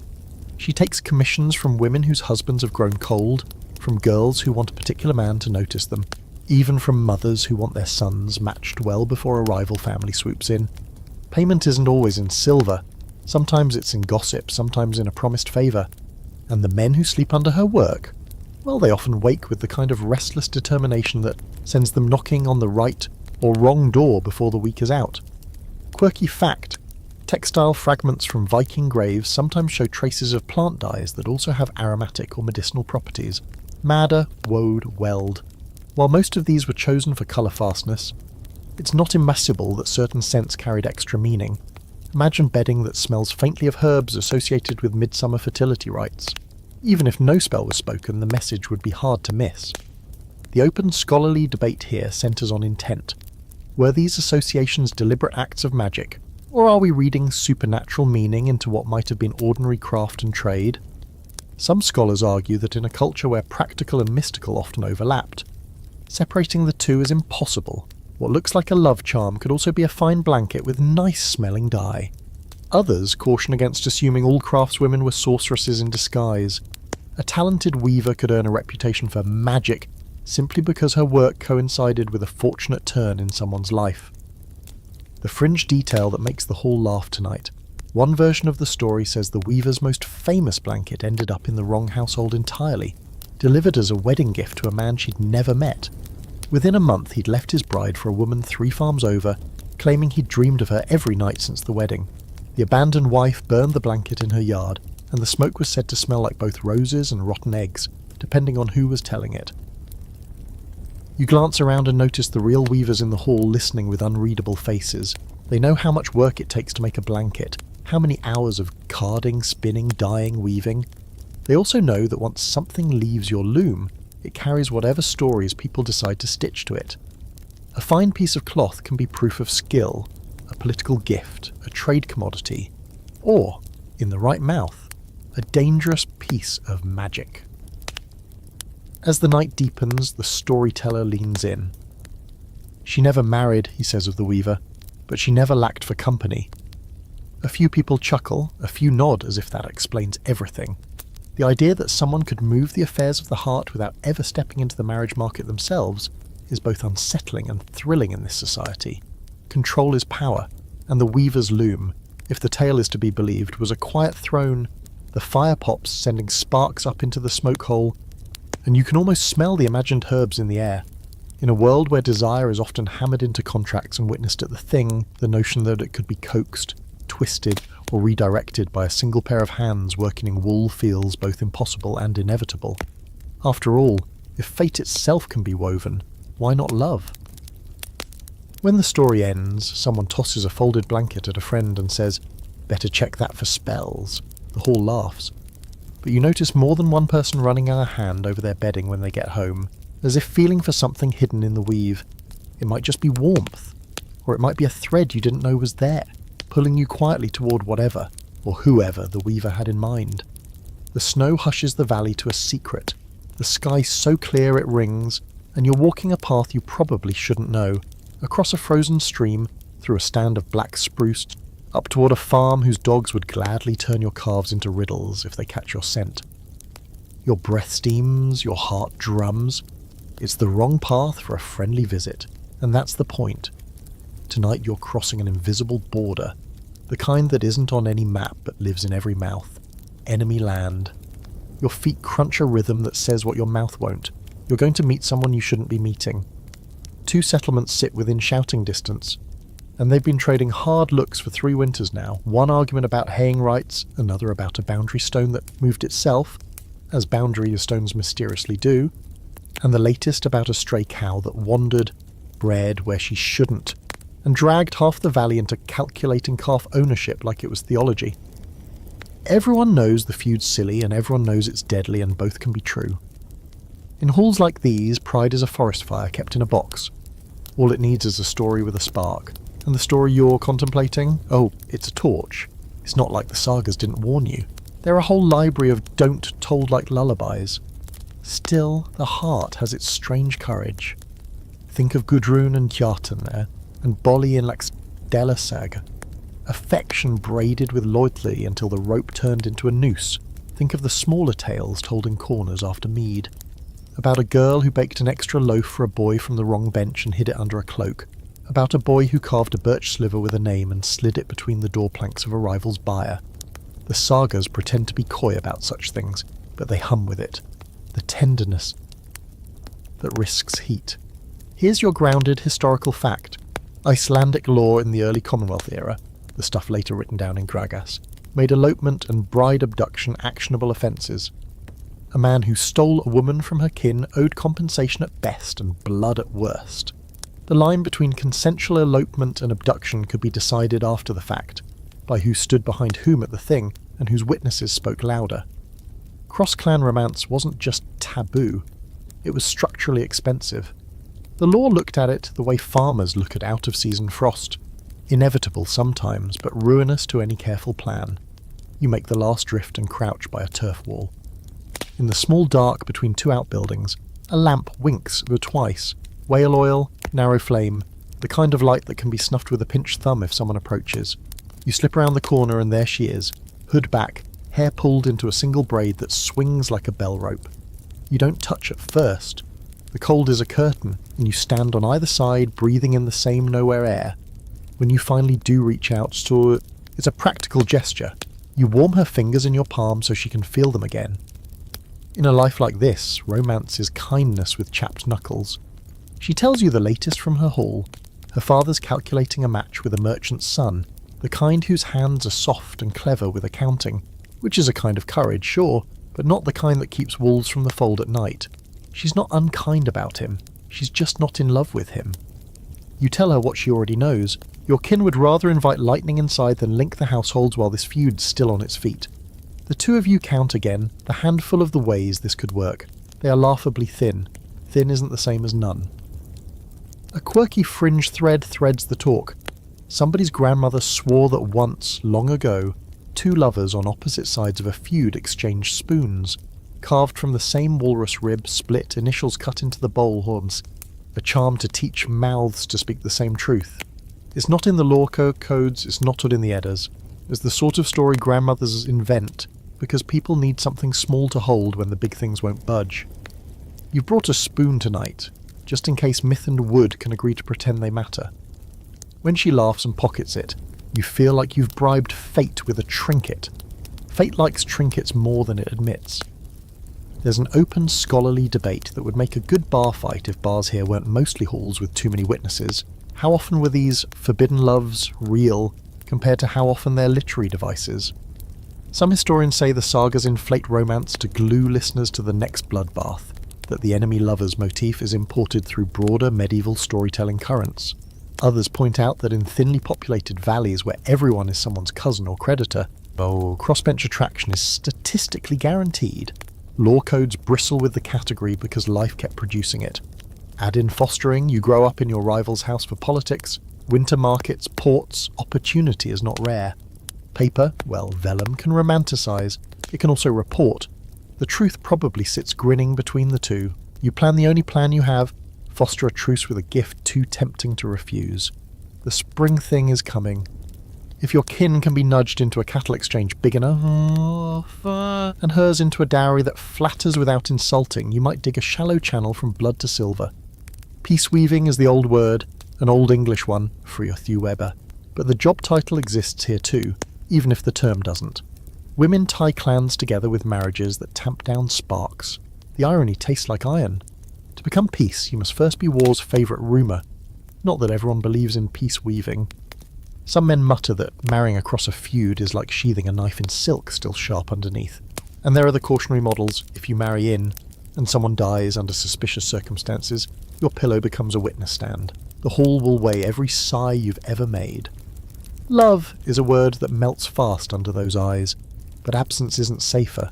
Refuse the match and the feud survives to raise your children. Choose it, and maybe your children learn new names for cousin. The calculus feels personal, the stakes are generational. She tells you about the little sister who sleeps nearest the door because she likes the cold. Translation, she's the best early warning system in the family. You tell her about your uncle's elbow that hasn't bent since a farm raid 20 years past. How he still carries firewood as if he's courting the pain on purpose. You're swapping trivia as camouflage for the real exchange. I might be worth the trouble. Are you? Are we? Those questions hang between you like breath that doesn't blow away. When she leaves first, you wait until the lampwink disappears, and then count to 300. Numbers like footprints back to caution. On the return path, the world sounds like it's made of leather and ice. Once, a fox barks. A high hiccup that makes you grin, because even foxes have gossip. You think about the way halls turn tiny acts into epics. A glance becomes an oath. A misplaced cloak becomes evidence. In this place, Percy, your private sentence is the community's favourite paragraph. Write carefully. Back at your bench, you lie awake and make lists. Who can be convinced? The chieftain's wife, always the hinge of the door, not its squeak. The priest, he'll sniff charity, the church's word for politics. The steersman who likes your family's fish and her family's timber. You never know which merchant will choose to be a diplomat if the price of rope drops. You're building a coalition out of appetites because that's how these things actually move. Romance is a spark. Logistics is kindling. You tuck one more detail into the coffer of oddities. In a few folktales later scribbled down, lovers across feuds arrange meetings by setting a lamp in a window with a shutter cut like a heart. No archaeology for hearts in shutters, just charm. But tonight, her little whale oil flame looked like it had a notch to it. A crescent cut by a knife tip to leak light sideways. Signal enough. In a landscape of dark, even a flawed circle can be a vow. The hard part comes with morning. You must live exactly as if nothing is different, while quietly changing everything. You speak moderately at the breakfast bench. You make an extra joke at the wrong cousin's expense to keep suspicions drowsy. And when the talk turns, as it always does, to the outrageous greed of that other farm, you shrug in the correct rhythm. Later you ferry a message that isn't a message to someone who knows how to turn not a message into a ledger entry, and that's how a pathway gets paved. One plausible deniability at a time. Spring will test you. The snow will rot from underneath. The roads will turn to porridge. Men will unearth grievances like old roots. And every promise will need a witness. But the nights will also ease. The lamps will burn longer without smoking so. Someone will sing a song that mentions a river crossing and doesn't end in murder. Someone might even say, softly, casually, as if it hardly matters, that 2 farms are sitting again, and here are 2 cows to prove it. You fall asleep eventually, the way tired conspirators do, mid-sentence, still counting angles. In your palm under the blanket, a spoon warms. In some other house, a pocket holds its twin. Between them, a valley full of old anger and new work. Between them, one precise chance to turn an enemy line into a family line so slowly that nobody hears the click. By the next evening, the hall feels like a throat clearing. People settle with the expectant quiet that comes before a good story. Chests propped as backrests, cups within a lazy reach. Fire drowsing rather than roaring. You can tell someone's about to sing your secrets back to you with prettier words and sharper edges. That's what the saga men do. They take nights like last night, lamps in shutters, spoons in pockets, breath held under enemy roofs, and turn them into tales that make the hair rise and the neighbours nod, even as the truth curls itself into a ball and rolls under the bench. The school takes the far stool, fingers the harp, and starts with one of those opening lines that taste like smoke and snow. There was a man named... You know him already. The way someone knows a portrait that's been retouched 3 times. He's bolder than he was in life. She's either purer or colder, depending on the copyist. The feud is cleaner, the choice is starker, the lamp brighter. Stories are good at polishing. And the Viking age you live in is a world constantly being polished by people who were never there, and by people who were there but are now writing in a later light. Here's your grounded historical fact. Most of the sagas we lean on, Njal's saga, Laxdæla saga, Egil's saga, the Sturlunga compilation, were written down in 13th century Iceland, generations after the era they describe. They are filtered through Christian scribes, a changed legal order, and a different sense of sin. Manuscripts like Mudravalabok and Hauksbok are treasures, yes, but they're not microphones in a Viking longhouse. They're memory set to parchment by people who have opinions about you. That doesn't make them lies, it makes them literature with a long echo. Watch how the Scald handles the bedroom. He won't say sex, not straight. He'll talk about shared furs, a night spent at a byre, a bed visited, or a blanket laid. He's a master of not naming the thing, of laying door frames around it so you can walk in yourself. The sagas absorb desire by writing around it. Doors, thresholds, sheets, glances, and the kind of compound words that sound like a room clearing its throat. Skaldic verse adds kennings to the dodge. Suddenly bodies are ships. Beds are fields, love is rowing, or the meeting of mornings. You get the picture without the picture. Quirky fact, sometimes scribes couldn't resist drafting their own commentary in the margins. Little hands pointing at lines, faces peering at paragraphs, occasional doodles that look suspiciously like someone got bored during a genealogy. Icelandic manuscripts aren't as crammed with prancing snails and rude monks as some continental books, but you do find oddities, tiny ships, ornamented beasts, and the occasional nota bene finger wagging at a spicy verse. A few later paper copies quietly replace bold nicknames with polite ones or drop a stanza altogether, as if a nun with a broom had swept a corner of the page. You hear your own valley in the sagaman's voice, and don't. The romance that's been creeping along your fence lines appears in his telling as a clean dilemma. Honour or love, feud or peace. He gives the lovers speeches you wish you could have delivered in one breath. He trims out the logistics, the priest's fee, the steersman's rope price, the cousin whose grudge needs the 3 extra cows, because epics hate receipts. He expands the look that took a heartbeat into 3 lines of poetry because epics love eyes. If the pair survive, it's because the gods or God willed it. If they fail, it's because fate has a flair for drama. Meanwhile, the real fate that moved your lives, silver, timing, witnesses, winks at you from behind the words. You can taste the censorship as clearly as the salt on dried fish. Adultery in the sagas sometimes ends with outlawry or a spear, and sometimes with a quiet, "So that's how that went," depending on whether the author wants to tug you toward a moral or a mystery. Thrall's stories vanish into passive phrases. He took her, she bore him a son, as if agency were a wormhole that swallows grammar. The law's mess, fines, half-confessions, conditional settlements, gets streamlined into verdicts that satisfy an audience in one paragraph. The trial of the bedframe becomes a scene with hand-picked witnesses and a single decisive glance. Your longhouse lived in the grey. Parchment loves black and white. There's an open scholarly debate, the kind that keeps conference coffee hot. How far can we lean on sagas to reconstruct real Viking social and sexual practice? One camp argues they preserve a backbone of memory, habits, norms, rhythms, even if the rhetoric is 13th century. Another camp says the sagas project later Christian values backward, especially around marriage, divorce, concubinage and same-sex slander, cleaning the earlier age with a pious cloth. A third group camps in the middle, claiming you can triangulate truth by cross-checking sagas with law codes like Gragas, archaeology, beds, runesticks, isotopes, and foreign chronicles. Your hall would approve of the middle camp, it likes witnesses. The skald slips into verse and everyone leans in. The stanza is careful, no mansongvar here that could be read as naming and shaming. You remember from earlier nights how erotic poems could draw lawsuits. The ghost of that law still hovers over the fire. So the verse skates right up to the line, calls a cloak a night river, a hand a tide mark, and leaves the room to do the rest. A few people grin, a few check whether any fathers are frowning. The beauty of language here is that it's a key with many teeth. Each listener's mind picks a different lock. Backstage, you know the real ways stories mutate. A priest helps a copy by softening a coarse joke. A chieftain's descendant corrects a scene that makes great-grandfather look petty. A scribe tired at midnight skips a line and never notices. A later reader supplies widow, where the original said woman, nudging a liaison from scandal into acceptability. A verse about a visit gets swapped with one about a vow, changing a night into a promise. That's not malice, it's the long slope of memory. The slope always tilts toward the present. A small fringe fact the skald would never admit on stage.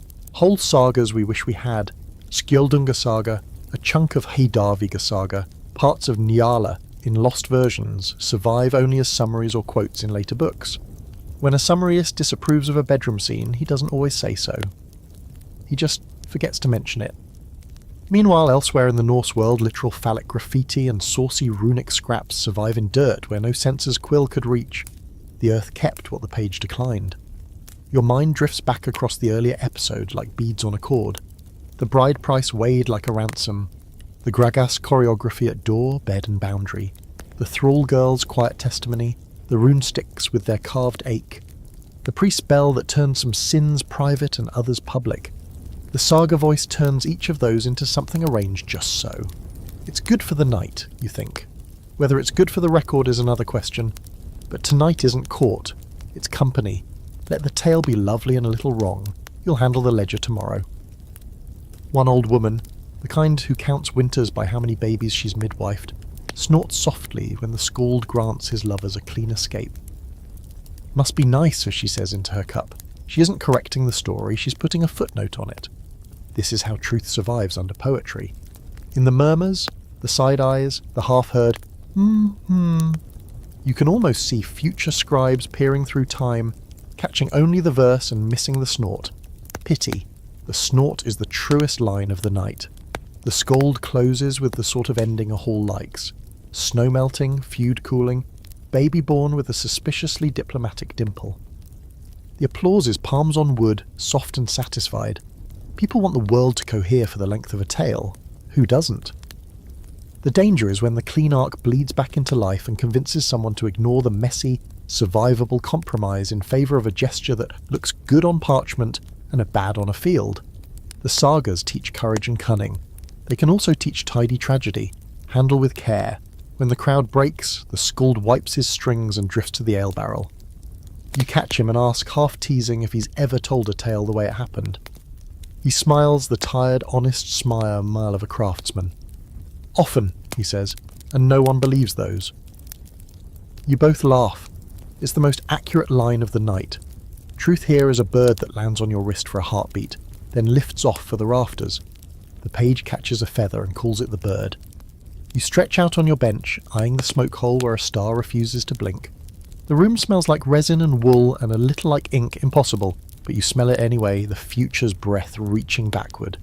If the saga about your valley gets written, you know what will happen to your spoon charm, your lamp notch, your 300 count. They'll be edited into a single sign from fate, smoothed and glowing. Fine, keep one spoon for yourself, put the other on the page so people have something to touch. Outside, the snow sifts down as patient as ash.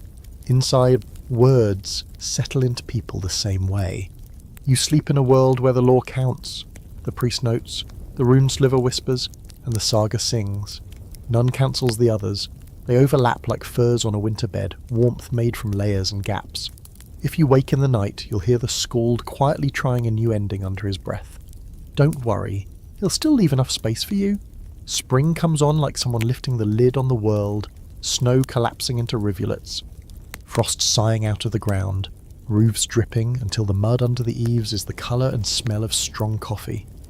The longhouse door stands open more often now, and the air inside smells less like smoke and more like thawed earth. It's the season when people remember grudges in detail again. Winter's indoor civility melts right along with the ice, but it's also the season for putting those grudges to the test, and for arranging marriages that have been simmering all winter in cups of mead and whispered speculation.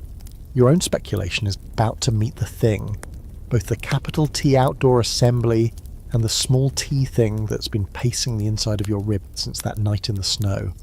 Every district sends its men, women, traders, priests and storytellers to the field. It's part parliament, part fair, part court and part open-air gossip chamber. In a society without permanent central government, the thing is where laws are recited, disputes settled, alliances sealed, and, quietly, matches made.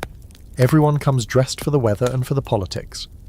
Grounded historical fact, the Althing in Iceland, founded in 930 CE, was both legislative and judicial, but smaller local things dotted the Norse world. Quarter courts, local assemblies, seasonal markets with law speakers. The thing site would often be a natural amphitheatre or flat field near water, marked with a logberg, law rock, from which the laws were spoken. Attendance wasn't just for men. Saga evidence and legal provisions show that women could be present, especially if they were directly involved in disputes or property matters. The thing field was a place to be seen.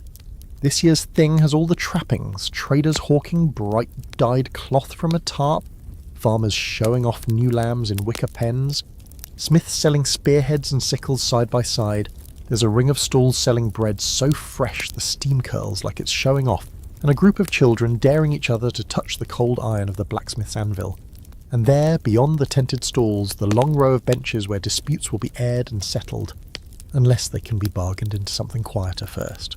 Quirky fact, at some things, young people treated the gathering a bit like a modern festival, wandering between tents, joining games, exchanging small gifts. In the Orkneys, later tradition speaks of hand-fasting at Lammas fairs, where couples pledge themselves for a year and a day. While that specific practice isn't documented in Viking Age Iceland, gatherings like the Thing were among the few opportunities for young adults from different settlements to meet outside of kin-controlled contexts. That freedom was tempting and dangerous depending on whose eyes were watching. You spot her across the field, the braid catching sun, her tunic hemmed dark with mud. She's flanked by kin, of course, but the current in her glance says the same thing it did the night by the shuttered lamp. This is the one chance. You weave your way there not directly but circuitously, greeting mutual acquaintances, lingering just long enough with a mutual cousin to make the next step seem casual. The small talk is all about weather and lambing, until her kin's attention drifts to a trader selling beeswax, and then you're side by side at the edge of the pen with the year's first calf between you, chewing like it knows the plot. This is the window. You speak in the language of livestock exchange, which in this culture is almost as coded as poetry. Your father breeds them calm. Your uncle's pasture is rich. A fair trade's worth more than a quick one. Every line can be read as about cattle or about people. You think she hears both readings. The corner of her mouth says so. The open scholarly debate about such meetings is whether subtlety like this was actually noticed by the assembly at large, or whether we imagine more scrutiny than existed. Some historians argue that, with dozens of disputes and trades happening, a quiet flirtation could pass largely unremarked. Others point out that in small societies, the thing was as much about watching as deciding, and any repeated proximity between two young people from rival families would be catalogued for future leverage. The truth probably depends on the size of the thing and the appetite for scandal in the crowd. The formal part of the day begins with the law speaker standing at the logberg, reciting statutes in a voice that carries over sheep bleats and market calls. You hear the familiar passages about land rights, ship maintenance, injury fines, and marriage law. That last bit, recited without flourish, still lands like a drum in your chest. Everyone here knows who's of marriageable age, who's widowed with land. Deals will be made before the tents come down, and those deals will start with a smile or a sentence that may already have been spoken. By midday, the field smells of trampled grass, horse sweat, and grilling meat. You and she cross paths again near the stalls selling carved combs and horn spoons. The spoons make you both smirk. You can't speak openly, but you don't need to. In this place, a smirk can be a paragraph. A merchant interrupts, praising the smoothness of his wares, and you buy one without haggling. It's a risk to take it from his hand to hers in view of others, but you do it, the gesture small enough to be deniable, big enough to be remembered. Fringe detail. Some Icelandic law allowed for a marriage to be contracted at a thing if both parties' kin were present and agreed, with witnesses to the betrothal and a set bride price. That meant a match could be sprung on the crowd without months of lead-up if the right people were in the mood to settle matters quickly. In sagas, this often happens after a feud settlement, peace sealed not just with silver but with a person, and that's what you're aiming for. Late in the day, when the two groups meet to talk over the cattle dispute that's been standing like a stone between you, you place yourself where you can nod in agreement at the right moment, where your smile can be read as a sign of goodwill instead of victory. Her father weighs the terms, your uncle leans on his staff, and slowly the shape of the bargain emerges: livestock grazing rights, and, tucked into the edge like a quiet footnote, the possibility of a marriage that would make the whole thing stick. You feel the shift in the air before anyone says it. Her glance meets yours, and it's not the look of someone stealing a moment. It's the look of someone about to be named in front of the law rock. The Skalds will write this differently, of course. They'll make it a bold leap, a single act of passion that turned war to wedding. But you know the truth. It was a winter of coded spoons and counted heartbeats, of learning how to stand in the same field without drawing blood. This is just the part where the ink dries. By the time the sun sinks low and the air picks up its evening bite, the deal is done in all but words. Tomorrow, they'll recite it aloud, measure the bride price, and set the date. Tonight, the two of you will walk the edge of the field like strangers who happen to be going the same way, talking about the weather and the grazing, because that's the safest way to carry something fragile into the open. And now the fires in the longhouses are burning lower, the voices turning softer, the mead cups resting half forgotten on the benches. You've walked with me through the icy fjords and muddy market squares, across deck planks slick with salt and into halls where words could be more dangerous than swords. You've seen marriages weighed like silver on a merchant's scale, and you've stood in the hush between two feuding farms where a lamp's flicker meant more than a letter ever could. We've sifted through the sagas, those careful polished mirrors that reflect as much about the tellers as about the age they claim to show.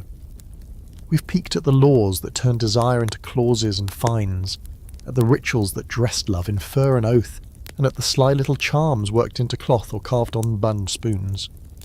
We've seen how the sea could tighten bonds as easily as it tangled hair, and how the thing could be both courtroom and matchmaker's stall.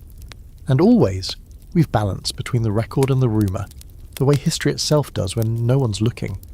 The dark truth of things in the Viking age wasn't one truth at all. It was a weave of many threads. Politics knotted it into passion, survival braided into the seduction, law stitched into love. For some it was a chain, for others, a rope thrown across the gap between two lives. And for those who lived in its shadow it could be both, switching without warning. So as you let the last of the fire's heat fade into the night, picture the quiet after the saga is told. The hall settling into sleep, the dogs curling against the door, the frost forming on the beams overhead. Somewhere in that stillness a truth waits, not polished for an audience, not trimmed for a law, but the truth as it felt in the chest of someone who lived it. That's the one we'll never write down exactly, but maybe if you listen closely you can still hear it breathing. Sweet dreams.